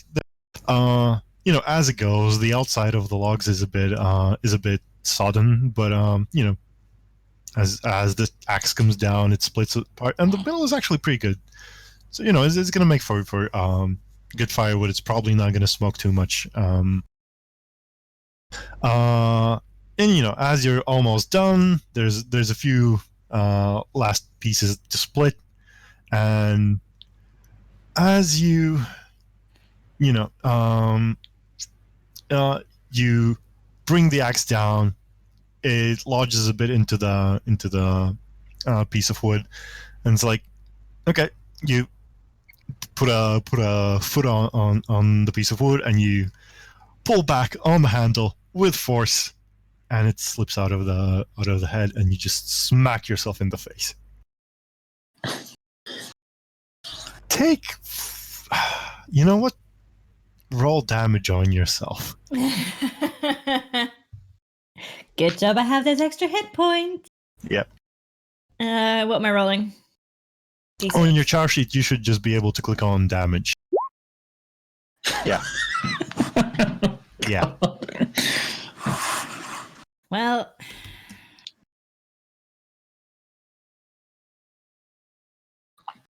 Allegra's just having Whack. a worst day. Yeah. I think I go off to Allegra and go like, "Oh no, are you okay?" It's very fucking worth it. Absolutely will be. I assure you. Allegra is just learning so many things. I think Allegra's about to invent death metal. Heck yeah. I think I go over to the axe head still stuck in the stump, and I think I use my dagger to try and work it out of there. Hi, Lofty. Yeah. Yeah, it's pretty good, well wedged in there, so it's you can try and whittle it out. Oh yeah, absolutely. I mean, don't leave metal lying around; it'll rust. Fair. So it takes a while. You know what? Let's make this interesting. Give me a dex roll. Okay then. Because this is not a this is not a proper whittling situation. Yes, perfect. Cool. So what is the one big threat when whittling wood? The wood get a starts cut? yelling at you. You get a cut. You cut yourself. Splinters. Probably a mixture of the two, honestly. Yeah, shame. The shame. You cut yourself, and the shame is so bad. Roll damage for yourself. Yes! 5. How are we Good so rolls. incompetent? There you go. Take your XP and take your lumps. I think I'm gonna take this piece of wood along with the Is the axe head still in it? Do I get it out? I think you in the process you managed to loosen it up that you can get the axe head out. But I take the axe head and I take the and I take the wooden I take the piece of wood.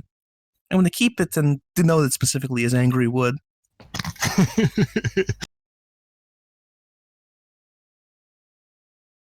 Sentimentally significant wood connected to feelings of shame. All right, but yeah, you have a nice stack of fresh firewood. So somebody can go start making the fire, and the only thing that's left is the going through the motions of there's some water to boil, or just to leave a bucket on the highest shelf in the house itself. It's gonna get hot anyway. And finding brooms. Yeah, let's find some brooms because we need to get off this bath. Yeah. So there's the you can put in the effort, find a good tree, make some brooms, or you can do the very lazy version if you want to not roll for things, because there is a patch of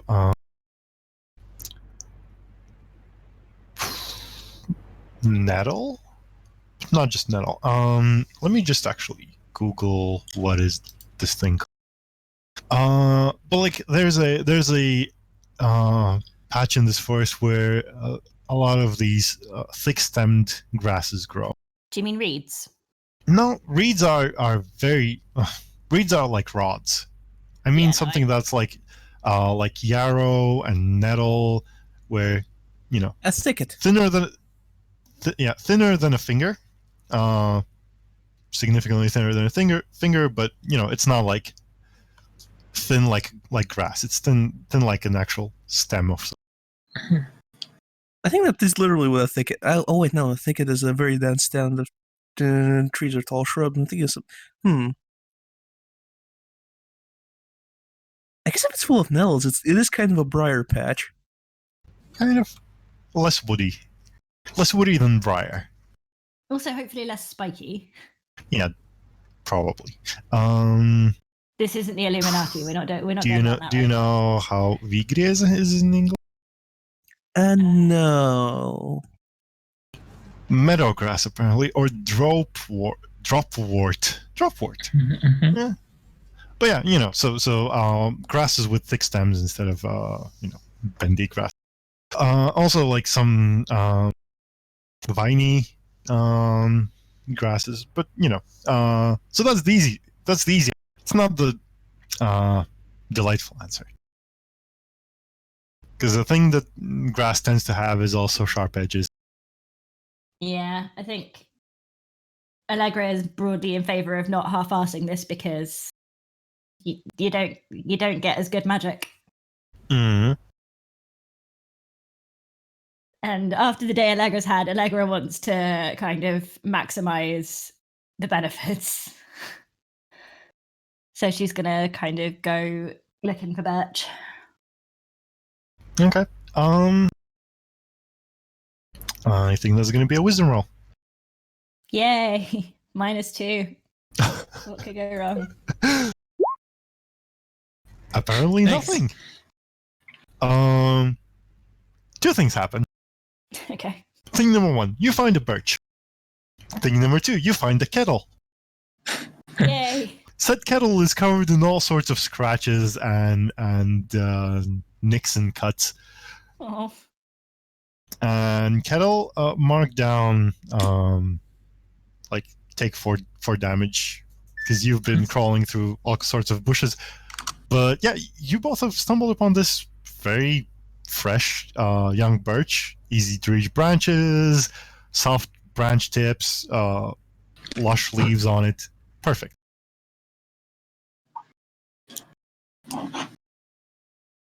Cool. I think Allegra's kind of a little bit like mothering Kettle, is like, oh, sweetheart, you look a bit rough. Are you all right? I think Kettle just kind of grins. Is like, we're just having a great day. We're out on an adventure. I'm seeing new things, trying new things. We met an old man. It's great. We're gonna bathe him. I'm gonna bathe him. It's not a good day until grass stains on your knees and scabs on your fingers. Allegra, with this massive bruise on her head, just kind of tries to smile. Just like this red rectangle going from one corner of your forehead across the nose to corner of the opposite corner of your chin. Just like, yeah. Perfect anime imprint. Yeah. Cool. Do you want anything for fragrance into the brooms? I think I to Kettle on this one. Yeah, I like I say, I would be happy to donate from my poultices and herbs if there's like something fragrant within that I could use a use of kind of thing. Sure. Yeah. You want to describe what interesting scents do you want to add? Yeah. You know what I think it's like? It's like an equivalent of imagine if rosemary leaves were incredibly long, and imagine if lemongrass was incredibly thin. And it's those two together. Mm. Ooh. I'm liking this. A bit of zest to the whole. Nice. Cool. And I think everything is done. And the pits is already hot by now. I assume Wintergreen has probably already ventilated out all the smoke. Yeah, or you're not in the business of taking initiative. I feel like I can do that much. I didn't do anything else, but I will do this bit. I mean, it's just cracking open the window. That's not too much to ask out of me. It's in essence opening the door as wide as you can. Yeah, I'll do that because that does not preclude me doing what I actually intended to do. Which is? I think I'm going to take the angry wood that I gathered, and I think I'm going to make it into a scaled down. I think I'm going to make it into a carving of the world's smallest werewolf. Okay. Do you have a special thing for that? No, I'm just doing it for the hell of it. Okay. I want to make a scary looking figure out of it. That sounds like an extra difficult thing for somebody who doesn't normally whittle. I mean, I normally whittle. I just don't have like a move about it. Okay, fair enough. Still sounds like a little bit. So, sounds like an extra difficult thing. So, do a dexterity roll with disadvantage. So let's 3d6 keep to lowest, and we'll see how good it is. With the recent very practical lesson of being careful when whittling, you're probably not going to hurt you. This is just for quality. Let's see, this didn't work like that. Yeah, okay.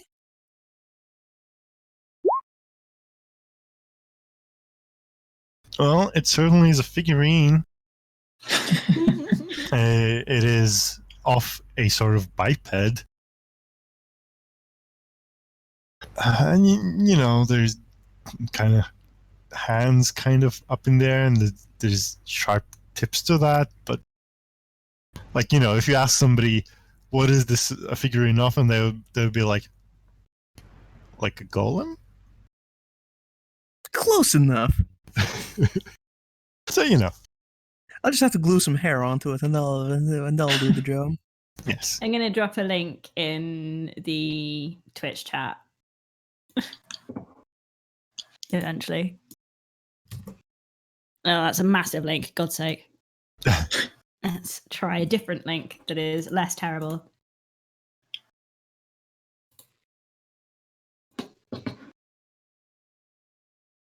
That's better.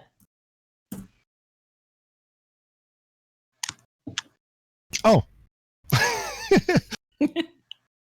I mean, Bad dog that- coughing in Google. that's roughly the level of resolution. Or that. Somewhere between these two. Oh, I love that. Yes. Definitely that second one. So, you know. You made a thing. It looks like a thing. Well, that's So- the scariest thing of all, isn't it? Hmm. Okay, so I think you've got all the things you need for a good bath time. Mhm. Who's washing the old man? I'm happy I put to. a finger on my nose. Kettle It's said. fine. It's happy fine. to? Okay. Happy to. I'm fine. I He have a gave me thing that I'd food. like to It's do the least I while- can do. I have a thing that I'd like to do while the washing is happening. Yeah. Which is I'd like to sing a nice song that makes everybody feel better. Oh, yeah. I'm gonna roll my pain up. Ugh. Oh, I think when we finally get down to, bathing the old man, I think I do make an addition to the fire. Is it the thing that you made? No, it's some pipe leaf. Oh, Oh, nice. sure. I think the proper sort of procedure in this situation would be that there's just embers of the fire left. But yeah, you can definitely toss it on. It's gonna especially create smoke. It's not gonna burn up I can't- immediately. It's kind of like the optimal conditions anyway.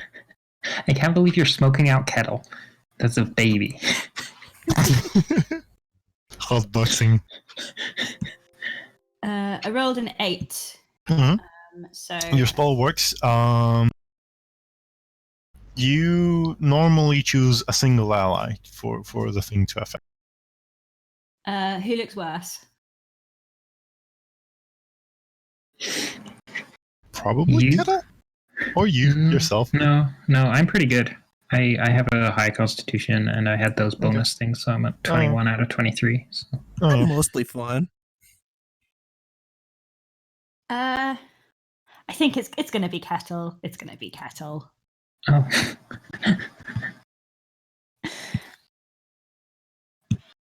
Okay. And Also, the idea is just to generally create an ambiance where everyone's nice and calm. yeah. And I think the thing with the unintended effects is I am in this moment ticking a clock, so to say. There it Which is. is you will definitely have one more encounter, and I have chosen what that encounter is going to be. Because you have drawn some attention as your music, floats out into the. Somebody hears it, and we'll get to that when they get to you. Cool. And yeah, I think the when unpacked from all the coats and shirts, the old man there's not much of the old man there. But you give him a good scrubbing, a good flogging. There's really just there are words for this, and they are all very, very colored in English, and I would like to not use them. Shall Very- we go with exfoliation? Exfoliation. Yeah, Yeah. People pay good money in spas for that. Yeah. He is pristine. He ends up being pristine, and there's still enough clean water. Anybody who wants to take a nice bath and Yeah, I'll go for it. I could use one. get the stiffness out of your limbs and stuff. That's a good option. I definitely want to take a bath. I'm covered in ash and probably mud. Yeah. I And don't think everybody Kettle taking does. everybody taking a bath can clear 1 debility. Nice. Back to -1 wisdom. Woo! Get in. We just get a shot of Kettle sitting outside holding their belly, but like refusing to go and take a bath.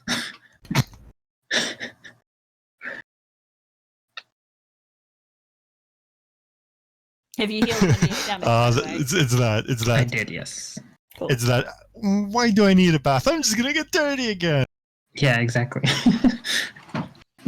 Children.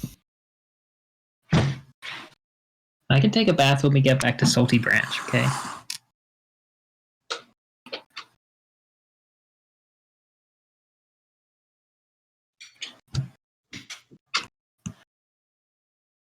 I mean, I guess you could, but in that case, you'd be dirty before you get to Salty Branch. I guess it does hurt more when you get dirty when you're just freshly taken a bath. So I understand not wanting to subject yourself to disappointment like that. This is camouflage now, okay? You're masking your scent. I think Kettle just like gives a big thumbs up to Wintergreen, like, yeah, she gets it. Allegra's just kind of singing dozily to herself. Cool. And we get a nice montage of people having a good time.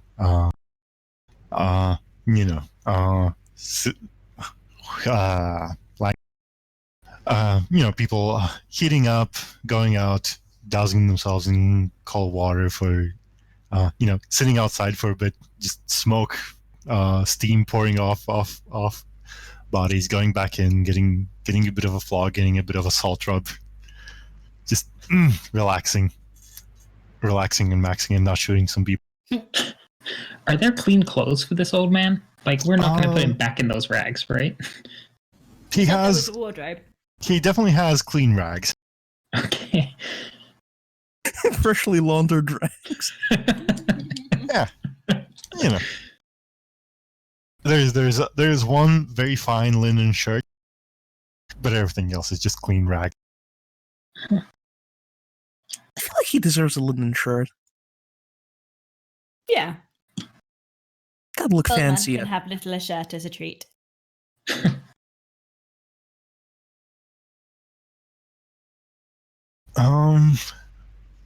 And here, cards on the table.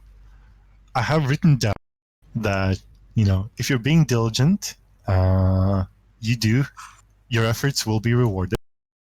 And if you get engaged selfishly, you might get cursed. You didn't engage selfishly.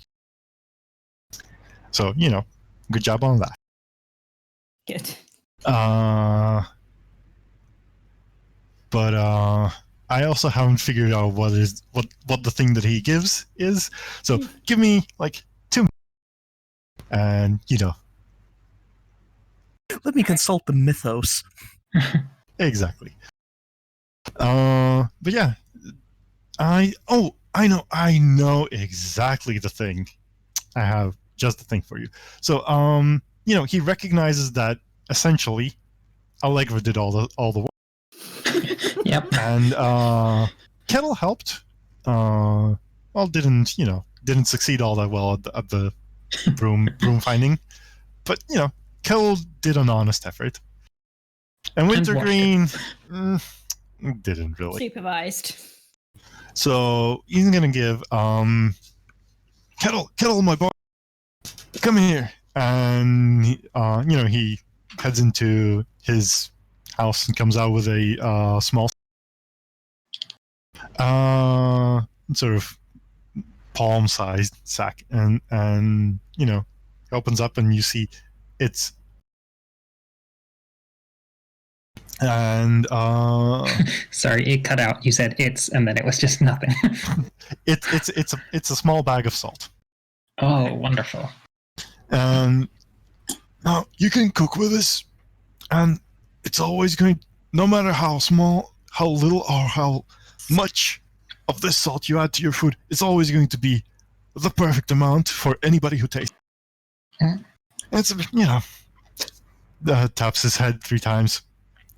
Old man secrets, special salt.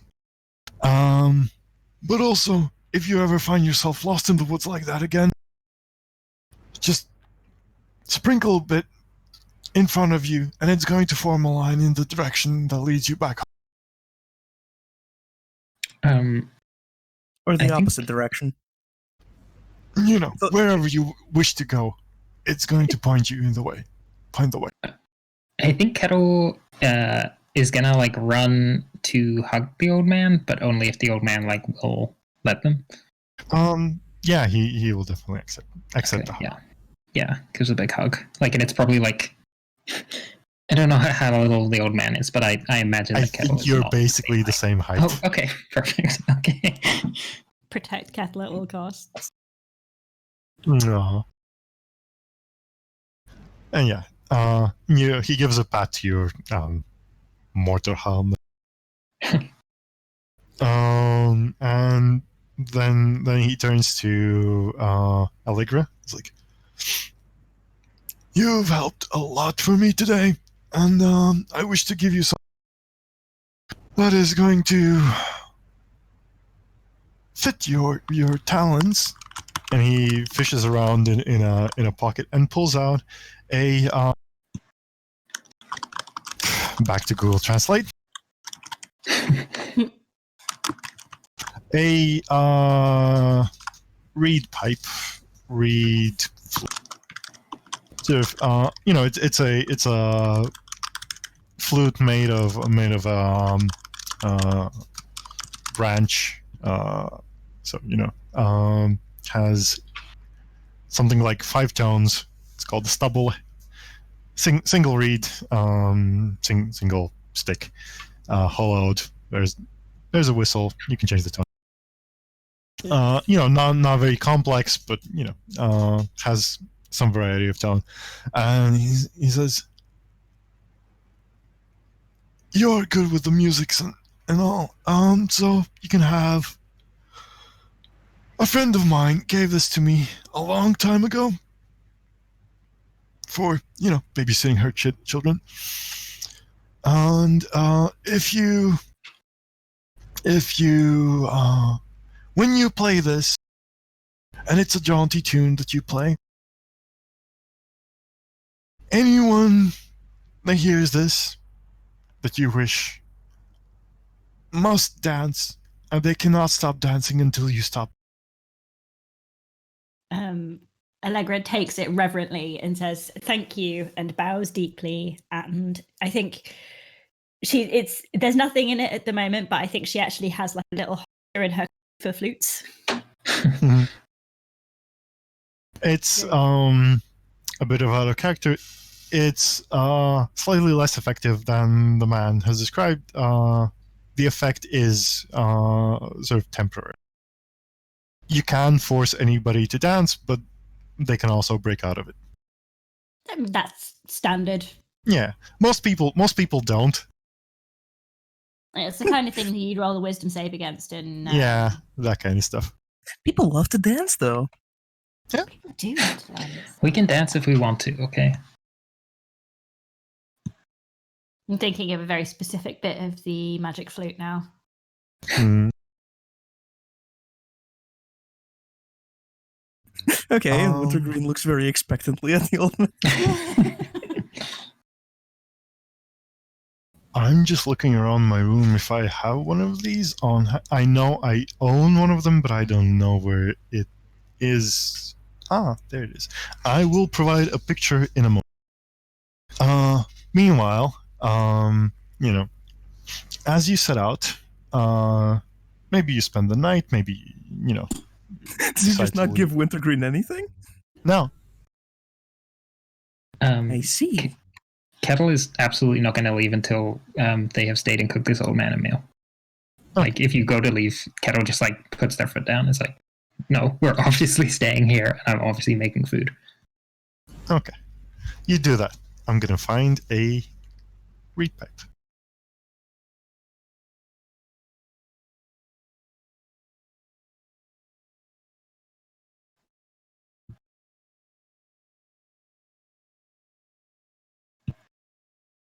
Found it. Okay, so as you set out in the morning, probably. Can I do my move, my cooking move? Oh, before right. Yeah, that's a move. Sorry. Blues Yes, go ahead. The blues are calling. Okay, so I currently have 3 eats and 1 point of prep. So I think I'm gonna do 2 eats and a prep. So that's like +3.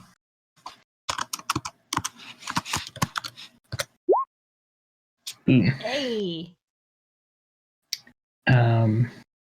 Okay, so I can pick 2 of the things. Okay. Oh, yeah. I'm gonna take the food ingratiates everyone to me, because this is about like making friends with this old man. Yes. So whenever anyone rolls to defend or aid me, they gain a +2 bonus if I'm the target. Yep. And then I think I'm just gonna. I feel like I'm gonna do the invigorating one again. I don't know that is anyone still stunned or confused? Nope. No. Okay, then everyone gets a point of prep and 1d4 HP.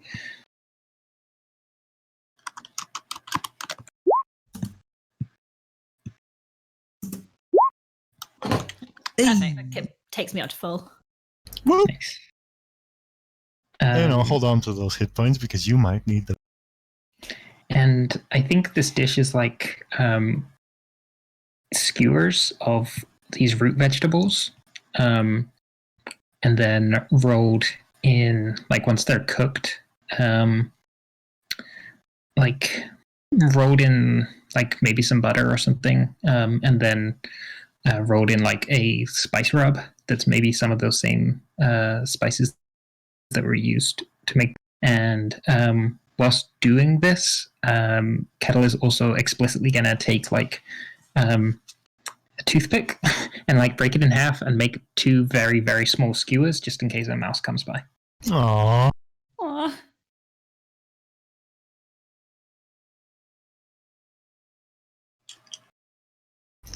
They don't, but It's okay. And we get Kettle like looking at them like sadly, like as they Yeah. sit by the fire, and like the next morning, like wake up and they're No, I they're think cold, and maybe Kettle's like, maybe over the night they're gone. Yeah. Maybe somebody comes by and picks them up. But like you don't encounter. maybe a hungry sparrow. Maybe the sparrow grudge is lessened. Who knows?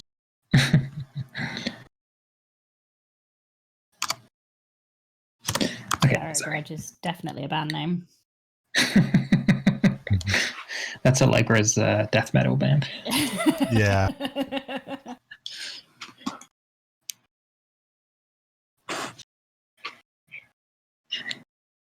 All right. So as you set out, Actually, one more thing. anything else? The old man does have a fireplace in his home, yes?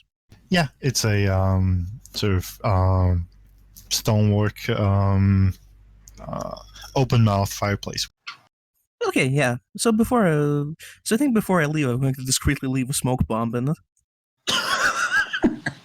You dick. Listen, he was rude to me. I'm going to be rude to him. Sure. Okay. Go ahead. You do so. And as you set out and you leave the clearing, at one point somebody tosses a look back and the clearing's gone, the house is gone, like as if it has always been a forest. See, told you, The magic. magic old man disappears as they do. I'm glad I left that smoke bomb now. Kettle waves, even though there's like just a forest, but still wants to say goodbye. Aw. Yeah. Precious boy. I also wave gingerly. So the next thing that's happening is going to happen, no matter what. So it doesn't really matter how you handle rations because it's going to be too soon.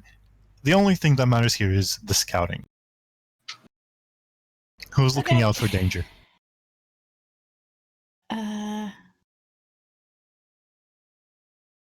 Remind me what this roll is. So that's a wisdom roll. I'd be happy to do it. Take a point on this one. And it's a question whether you spot trouble in time Yeah. or I'd be happy to do this. Like just for narrative flavor, maybe we see Kettle using that soap, like trying it out, seeing like what it looks like when they sprinkle on the floor and like get direction, and then bam. bam. So then, like a good while before even seeing, you hear a I love a good ruckus. Like something is moving through the woods, branches breaking, twigs snapping, steps thundering, and from time to time, there's a very loud voice just yelling out, "Thieves! I will find you!" Allegra is absolutely sampling the stomping. Great bass on these. Yeah. Yeah. Watch out for her drum and bass track.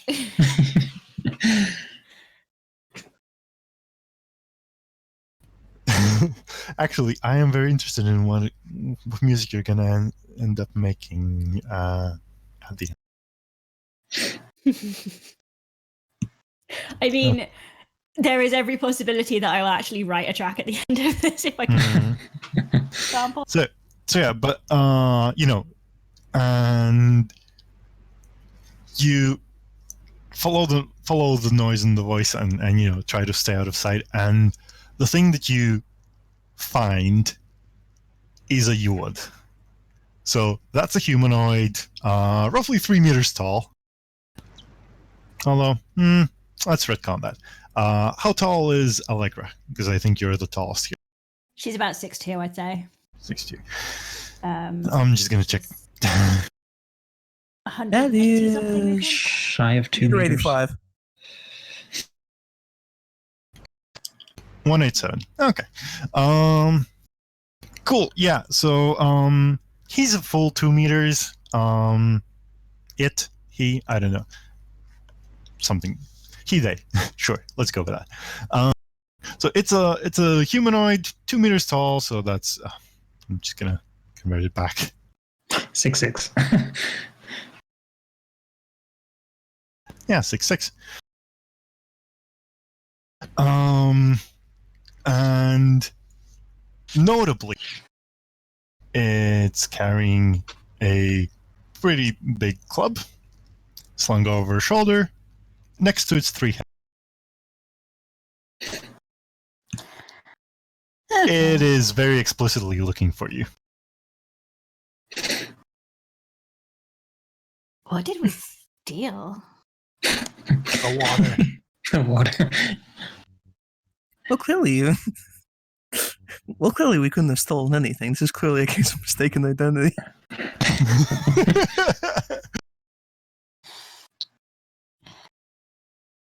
I suppose we could just walk around this fellow. Yeah, that's my feelings, but I think Kettle definitely. On the other hand, and hear me out on this, maybe we could con some more valuables out of him. I think Kettle, Allegra just kind of stops walking dead and stares. There is an amazing line on the like blurb for the playbook, the gourmet playbook, which is in a world where no one will even consider eating an owlbear. Like, there is you. And I think that, like, has to, like, dictate this, which is, like... Oh, that's so pretty. The stop is, like, we just see, like, Kettle, like, eyeing up and is, like, probably kind of gamey, but... and then, like, takes his shield, which is just, like, the top of a barrel, and, like, puts it around one arm, and then gets his pestle and holds it ready.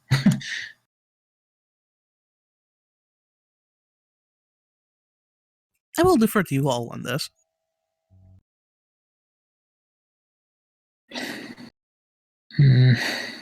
Seems like an interesting fellow. That club in particular is massive, and somebody with 3 heads has to know something useful. So, would this be enough to trigger bardic law if I had chosen a bestiary creatures unusual, which is what I... Yes, definitely.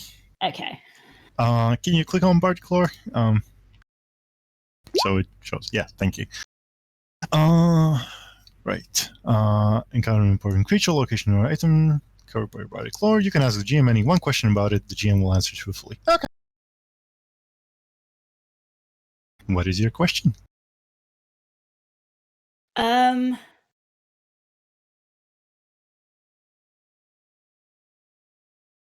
I think it's something like, how smart are these things? I think, they are not the brightest, but they have excellent senses normally, and are, if a thing, yeah, if a thing like this is determined to do something, they will probably do. Like they are sort of have a strong sense of purpose. Okay. I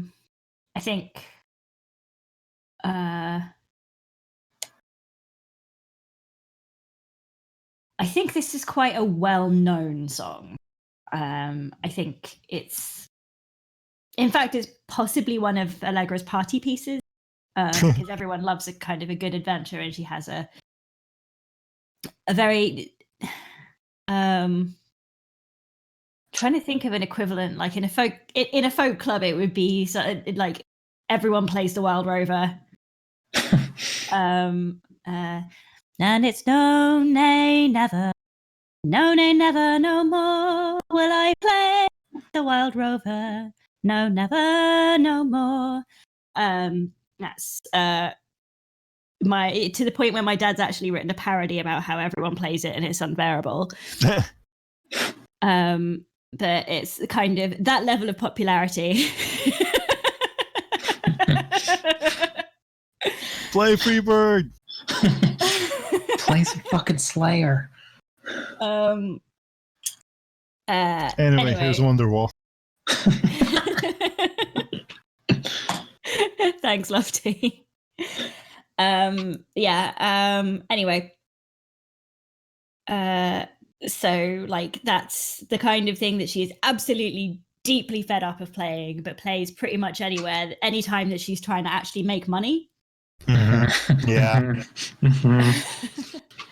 So that's like it's a kind of shortish for a folk song, but nevertheless very epic tale of adventurers fighting one of these. And they sort of try all kinds of tricks on it, but eventually have to face it in combat because its senses are too good and it overhears them. Okay. I'm gonna say you can set up something. Since you have the drop on it,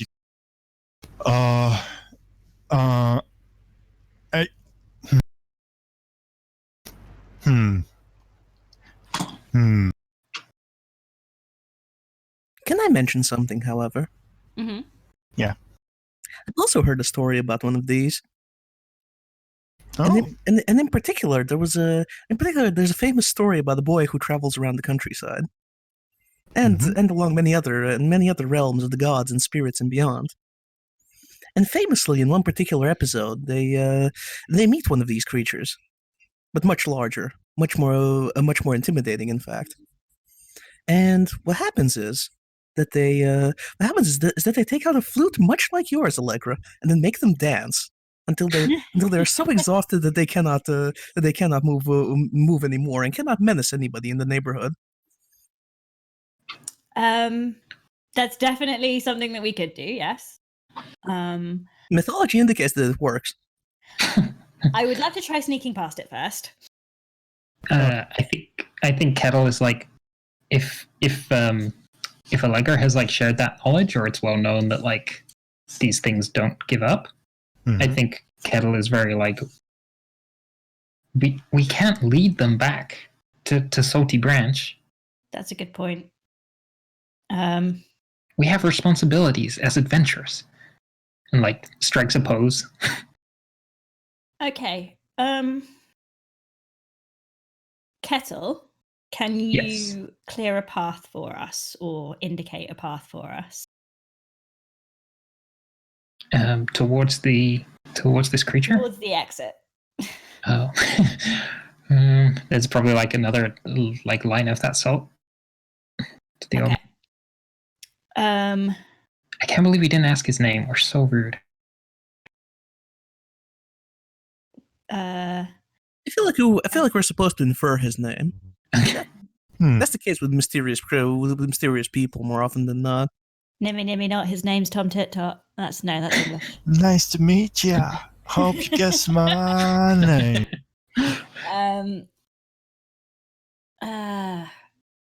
Okay. And I'm trying to kind of work out how to do this, but I think essentially the plan that Allegra has is you guys leg it. I'm going to take him around a long way while you guys leg it. Lead him down the forest path. Yes. But this isn't who Kettle is. But the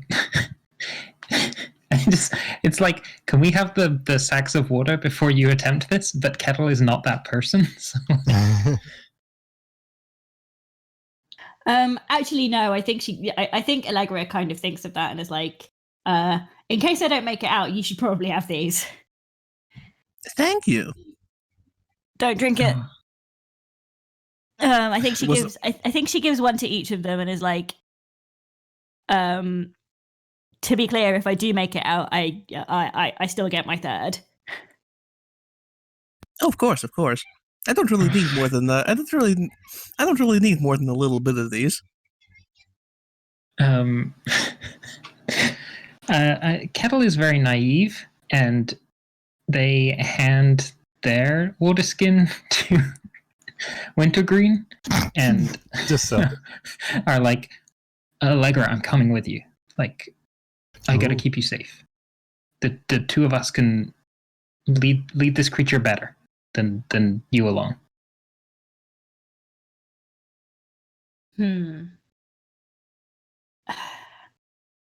Allegra visibly struggles with this decision because Kettle is precious and good, and she wants him to definitely live. But she also knows she's quite squishy. Okay, if it makes the decision any easier, you didn't even need to ask. I'll go with you also. And I put down the winter skins. You're just gonna put them in a secure location, huh? On the ground, yes. No, let's pick them back up. Like, yeah. Okay. Well, I mean, if we're all going, I'll have those back. Thanks. Very good. Now you carry these for the time being. Let me insert a moment here. Like, you put them down, and like, yeah, let's go. And like, the moment they touch ground, for a brief second, like, the forest lightens a bit.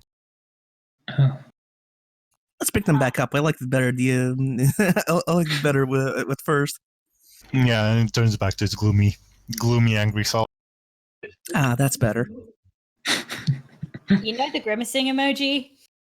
That's what Allegra's face looks like right now. Mm. Well, here you go, Allegra. I hate to part you from the water for long.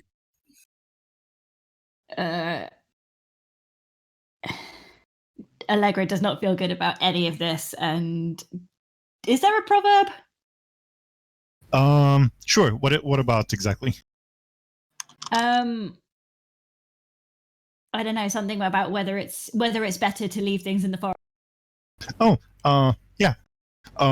There is a proverb. The safest place to two proverbs. Thing number one. If you want to lose something, put it in a safe place that you will definitely remember. Number two.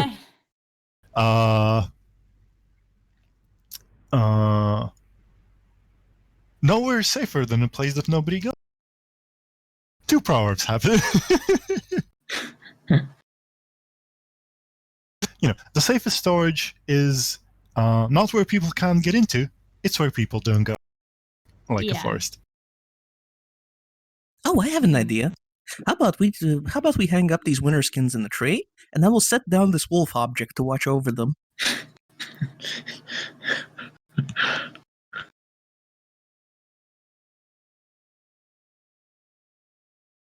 That seems like an equitable solution.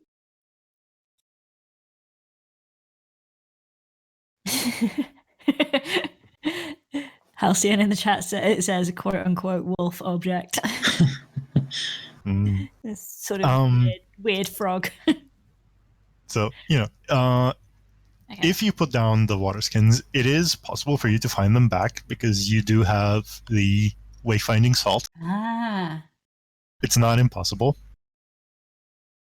But also, yeah, put something down in the forest. Go away. You're not going to find it again. Yeah. If a winter skin falls in a forest, will you ever find it? Whenever a winter skin falls in the forest, that's when winter begins. But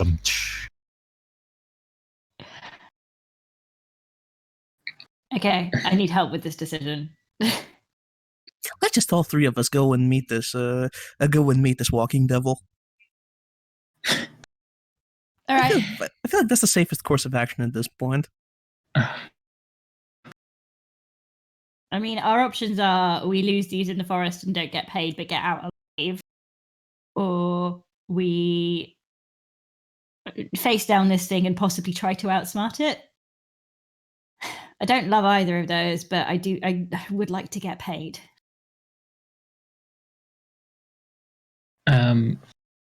I think if you two are going down to talk to it, I'm going to stay hidden as much as I can because we have an opportunity to surprise this friend, and I would rather at least one of us was able to take advantage of that.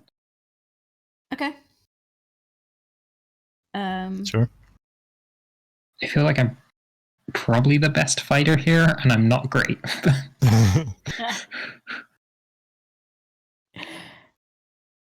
Okay. We gotta go fight the devil. Yeah. Fine.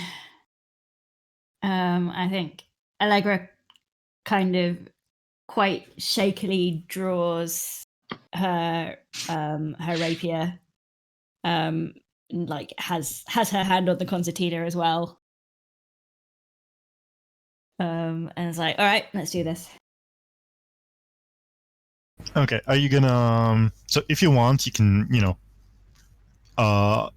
head up to the UAD from the back, sneak up and get a hit in, or you can draw its attention and it's like, oh, you, what kind of approach are you having? How much bigger is it than me again? It's got like Slightly? half a foot on you. Okay. Think what okay. How are we feeling about like not going deep into violence but also being fairly specific? Okay, we can thread that needle. Go We can on. adjust it as we go. I want to take my rapier, approach quietly from behind, and go for his knees Okay. with the intention of incapacitating. I think I'll I'd- approach from the front. I'd be happy to take the other knee with my magic vessel. Okay. So I think starting from Wintergreen then.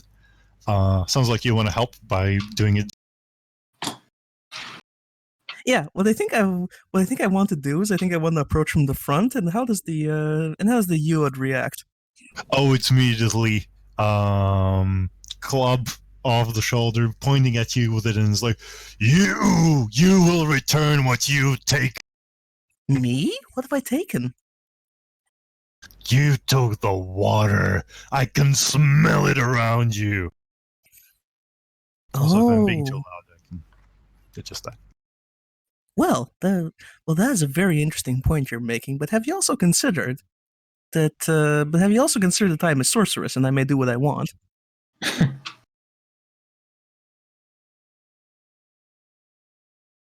And I think I raise my hands a little bit and like wiggle my fingers slightly and go, "Behold, with a simple motion of my hands, I will introduce a pain to your knees." Roll plus bond with Allegra. Roll to Can I roll assist. Silver Tongue instead? Sure. Tell me about Silver Tongue. When you use lies, bluster, or deception to avoid suspicion or get out of trouble. I guess that isn't really what this is. So this is like, No. You are specifically getting into trouble. yeah, okay then. I think I'm going to aid or interfere here. Yeah. Specifically, I'm going to. I haven't actually formalized any bonds, but usually I Yeah, have no, plus me one either. bond with any of them. Yeah. You can have them. Also, I think it's hard to define bonds starting out on one shot, but I think you've had a moment. What do you think your bond with Allegra? Yes. Nice. Okay. So, can you describe me what are your thoughts about Allegra? What is the nature of this bond? My thoughts about Allegra is that I definitely can learn more about how to fake magic from being with her. Ah, instructive. Okay. Cool. Okay, so yeah, you get your +1, and it doesn't even backfire. Nice.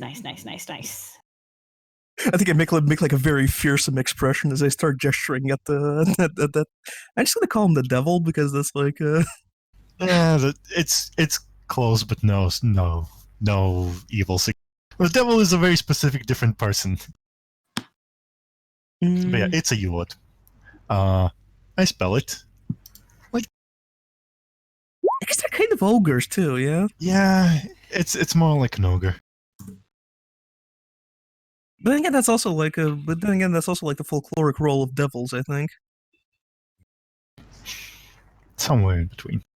They do tend to live in the underworld, So the comparison is. There's a reason why Christian missionaries thought to make the comparison. It sounds kind of like a troll or like the giant from Jack and the Beanstalk. That's pretty much what they are. They are a bit tall, and they're defining. Two-headed ogres, three-headed ogres, etins. I think it's in that space. Okay. Shall I roll hack and slash? Yes, please do. With +1. With +1. Extra. Okay. I'll add the +1 later. Big money, no whammies. Yes. Big money. 0 whammies. Oh, that's actually a 12. Yes. That's actually that is a 12. Which is basically perfect. And, you can choose to do extra damage. I think all I want to be sure of doing is severing the tendons. Okay. So yeah, roll your damage. Let's see how much that hurts him. All right. Of an available Okay. 6, that's not too bad. Okay. It's piercing damage as well. 1 piercing. Okay, cool. Doing the math. Also, show to everyone. This is the guy. Is there an image there? No, there should be a character sheet available in your journals or somewhere on screen. I can see something on the screen. It's called It Tregals. doesn't have much of it. If you switch to character sheet, it should be. I don't know how this looks from the player side, unfortunately. Yeah, you're gonna have to actually It looks give us exactly the same access. as it does on the stream for me. Okay. Apparently show to players doesn't. Oh no, it's supposed to be in players' journals, all players, right? So if you go to your journals, there should be a character called Tregals. Yeah, still not seeing Yeah. any actual info about him though. Yeah, image the going sheet up. is there, but there's no. If you open the sheet and switch to character sheet, does it show anything? We can't. There's no tab to switch to the character sheet. Oh. And give us edit Weird. permissions, basically, and we might be able to see it.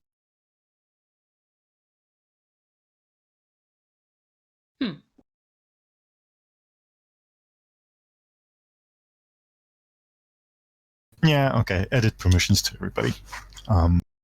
Let's see how that works. Got him. Okay, so if you switch to character sheet, that's all the stats. And also, a bit more. This one has 3. It's only really vulnerable, and then it cuts off. If you highlight it, you can see it's only really Oh, there we go. I see. Got it. Thank you. moves recover from wounds. Well, that's not promising. Yeah.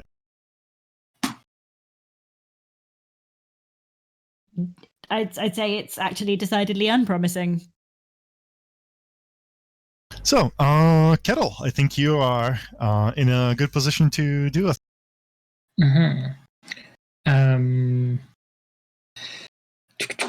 Is this something where I would need to roll hack and slash, or is it something where I can just make the attack at this point?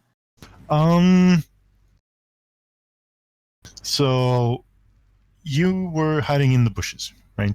Yeah. I think there's enough space for you to, enough ground for you to cover that you would need to roll for it. However, if you rolled to shoot with your bow, which I think you have, that would be.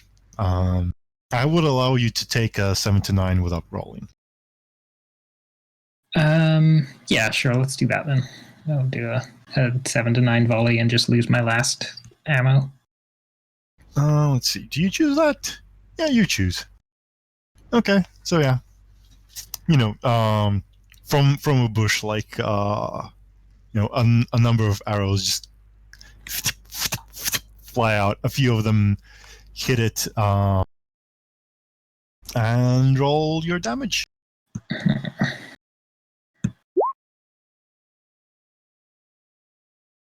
That's a 4. That's a 5.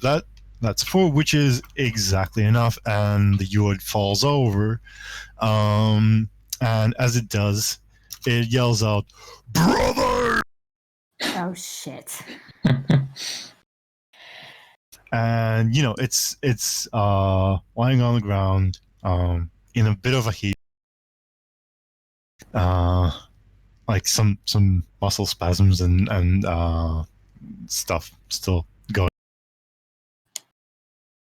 And you hear somewhere in the trees there's the thundering of more legs. They're coming. What do you do? Yeah, I think I turn to the other two and go like, okay, quickly remove him from the premises and take off his heads, if you will. I have a club. I have a rapier. We don't. Well, even between the have two of you, I'm axe sure you from can the figure it madhouse. out. Oh my god! I feel like I'm gonna have to put on some brakes here. This could get incredibly gruesome, incredibly fast. So Yeah. I just like to bear that in mind. Yeah, we don't have to go into detail, but it is to, there are blunt ways to take out a head, and we don't need to describe. Woof. Okay. In short, you can deal with this situation. Okay. Right. So we're taking the Shaun of the Dead approach to this, I guess. Yeah. All right, and cricket club. I think I'm gonna meet the. Is it two brothers or one brother that's coming along? Is it the 6-headed and 9-headed one, or just the 6-headed one? You know what? Give me a 1d2. One of them shows up. While sort of, let's say you have enough time to okay, it's the 9-head. Oh yeah, and then there's the 27-head. Let's stop listing numbers of heads. Exponential giants. Welcome to Devingals. He's also a thing. So in short, you manage to pull Tregalvis into the bushes, so you can decapitate in relatively undisturbed, but you are still in the process when Devingals bursts into the, relative clearing and confronts Wintergreen. And so this guy is 9 feet. 9 feet, 9 heads. 9 feet tall, not 9 legs. Oh my god. Oh yeah, 15 minutes. Sure, cool. I have a solution here. Special qualities, scary.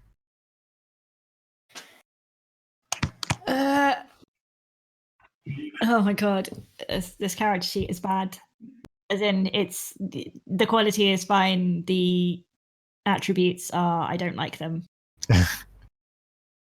Yeah, and it's wielding not a club, not a great club. It's a fucking tree trunk. Yeah, and I think I'm going It's to. Mo.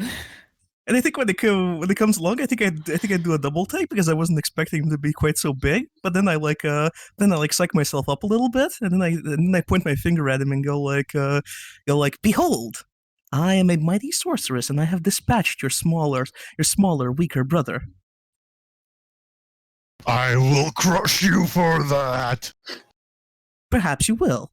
But rather than test our magical abilities and exhaust us both, and render us vulnerable to other foes in this forest, what say we settle this with a contest?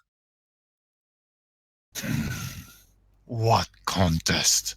A headbutt competition. A what? A headbutt competition. We will butt our heads together, and then a best 2 out of 3, and the one of us who remains standing will be in the right.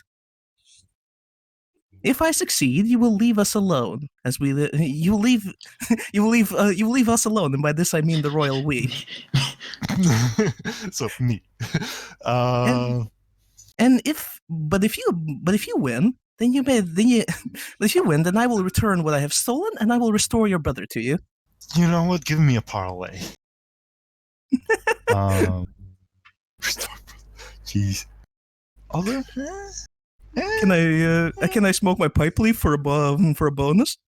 no, I don't think this is no. Sorry. Then I'm going to use my prep here instead.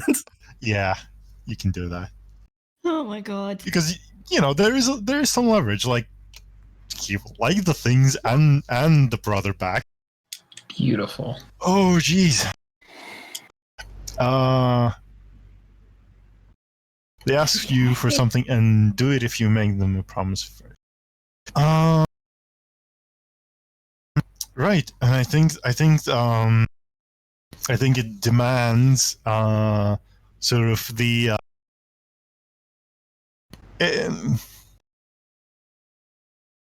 I think it demands to see the water, right? And it's sort of, it's not completely dumb. It knows like, okay, brothers aren't restored. Like you can't do that immediately right now. Probably it probably takes like a few minutes, but it's like the water first, and then we can do show that you are willing to carry out your side, and then it will participate. Well, that's like what happens if I partially succeed. I think in this case, like I make them a promise first is enough. Okay, right. They ask you for some. I only need to make a promise is the thing. Fair. Yeah, fair. Right. Good point. I think I have to swear on this the thing, and I do that. Yeah. Oh,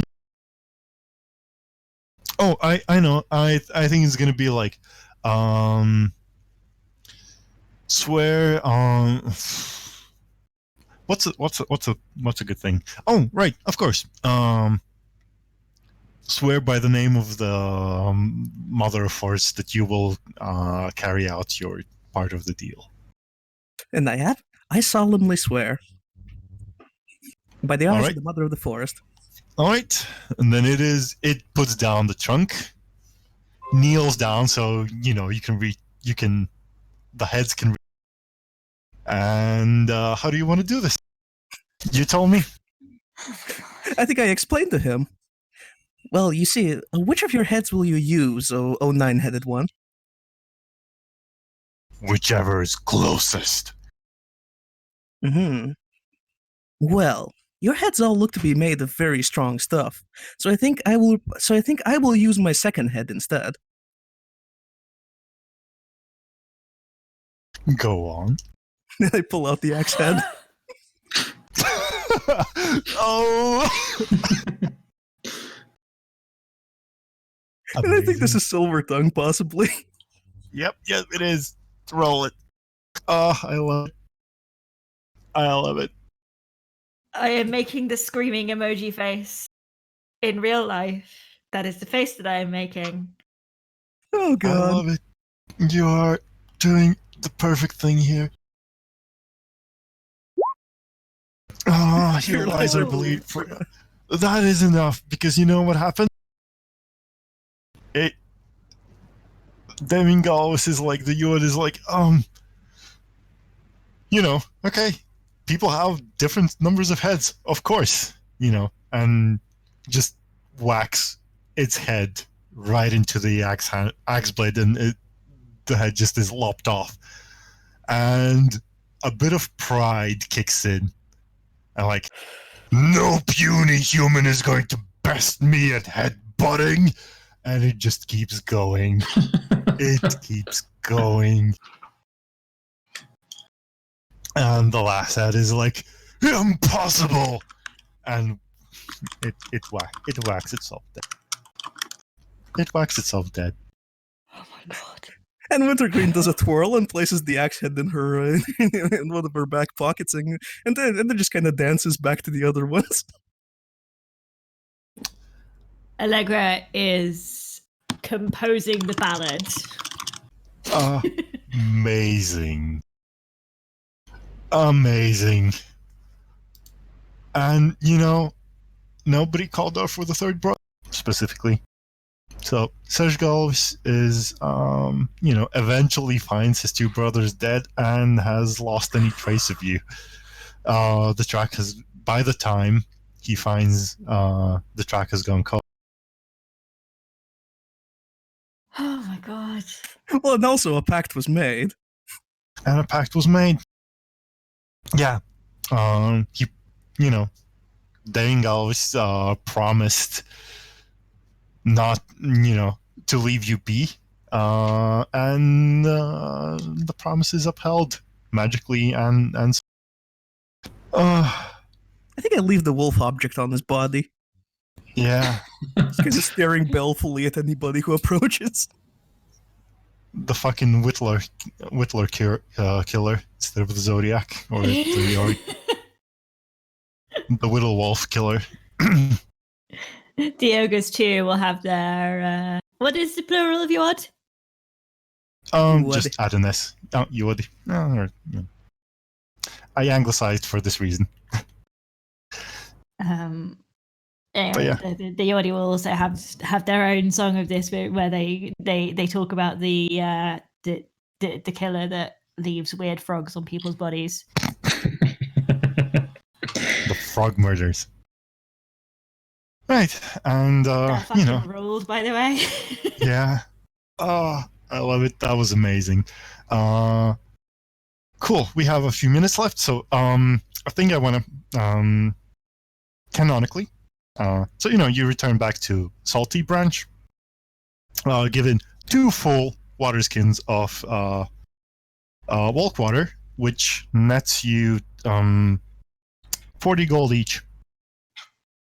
Which is Ooh, almost right. you can buy a shack with it, or almost buy a cart. I think I don't remember the price lists off the top of my head, but it's quite a lot. So canonically, the song that your flute plays when you're trying to make people dance, I switched from push to talk to volume activated to demonstrate. And you go to the tavern to test it out and maybe earn some coin. Mm-hmm. And it sounds roughly like this.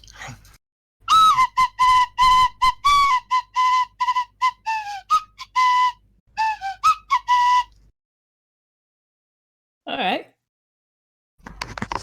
That's canonically the tune of dancing. And yeah, congratulations. This has been amazing. I love it. I love everything we've done. Everybody watching, donate to Rices. $1 for each head lopped off. So that's a 12 in total. I love it. This went to places I didn't expect, and I've been joined today by HB playing the very silver-tongued Wintergreen. Where can we find you? You can find me at BotherShelf on Twitter. Cool. Hugh, the slightly salty kettle who is always on the verge of puberty. Where can we find you? You can find me on the internet at Bourgeoisie Risk.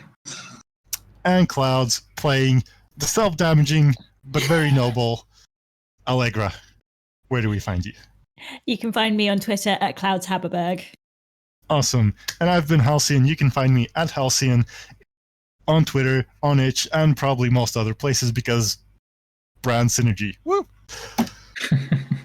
And we'll give space to whatever's coming up next and some sweet, sweet music in between. Thank you for watching. Mwah!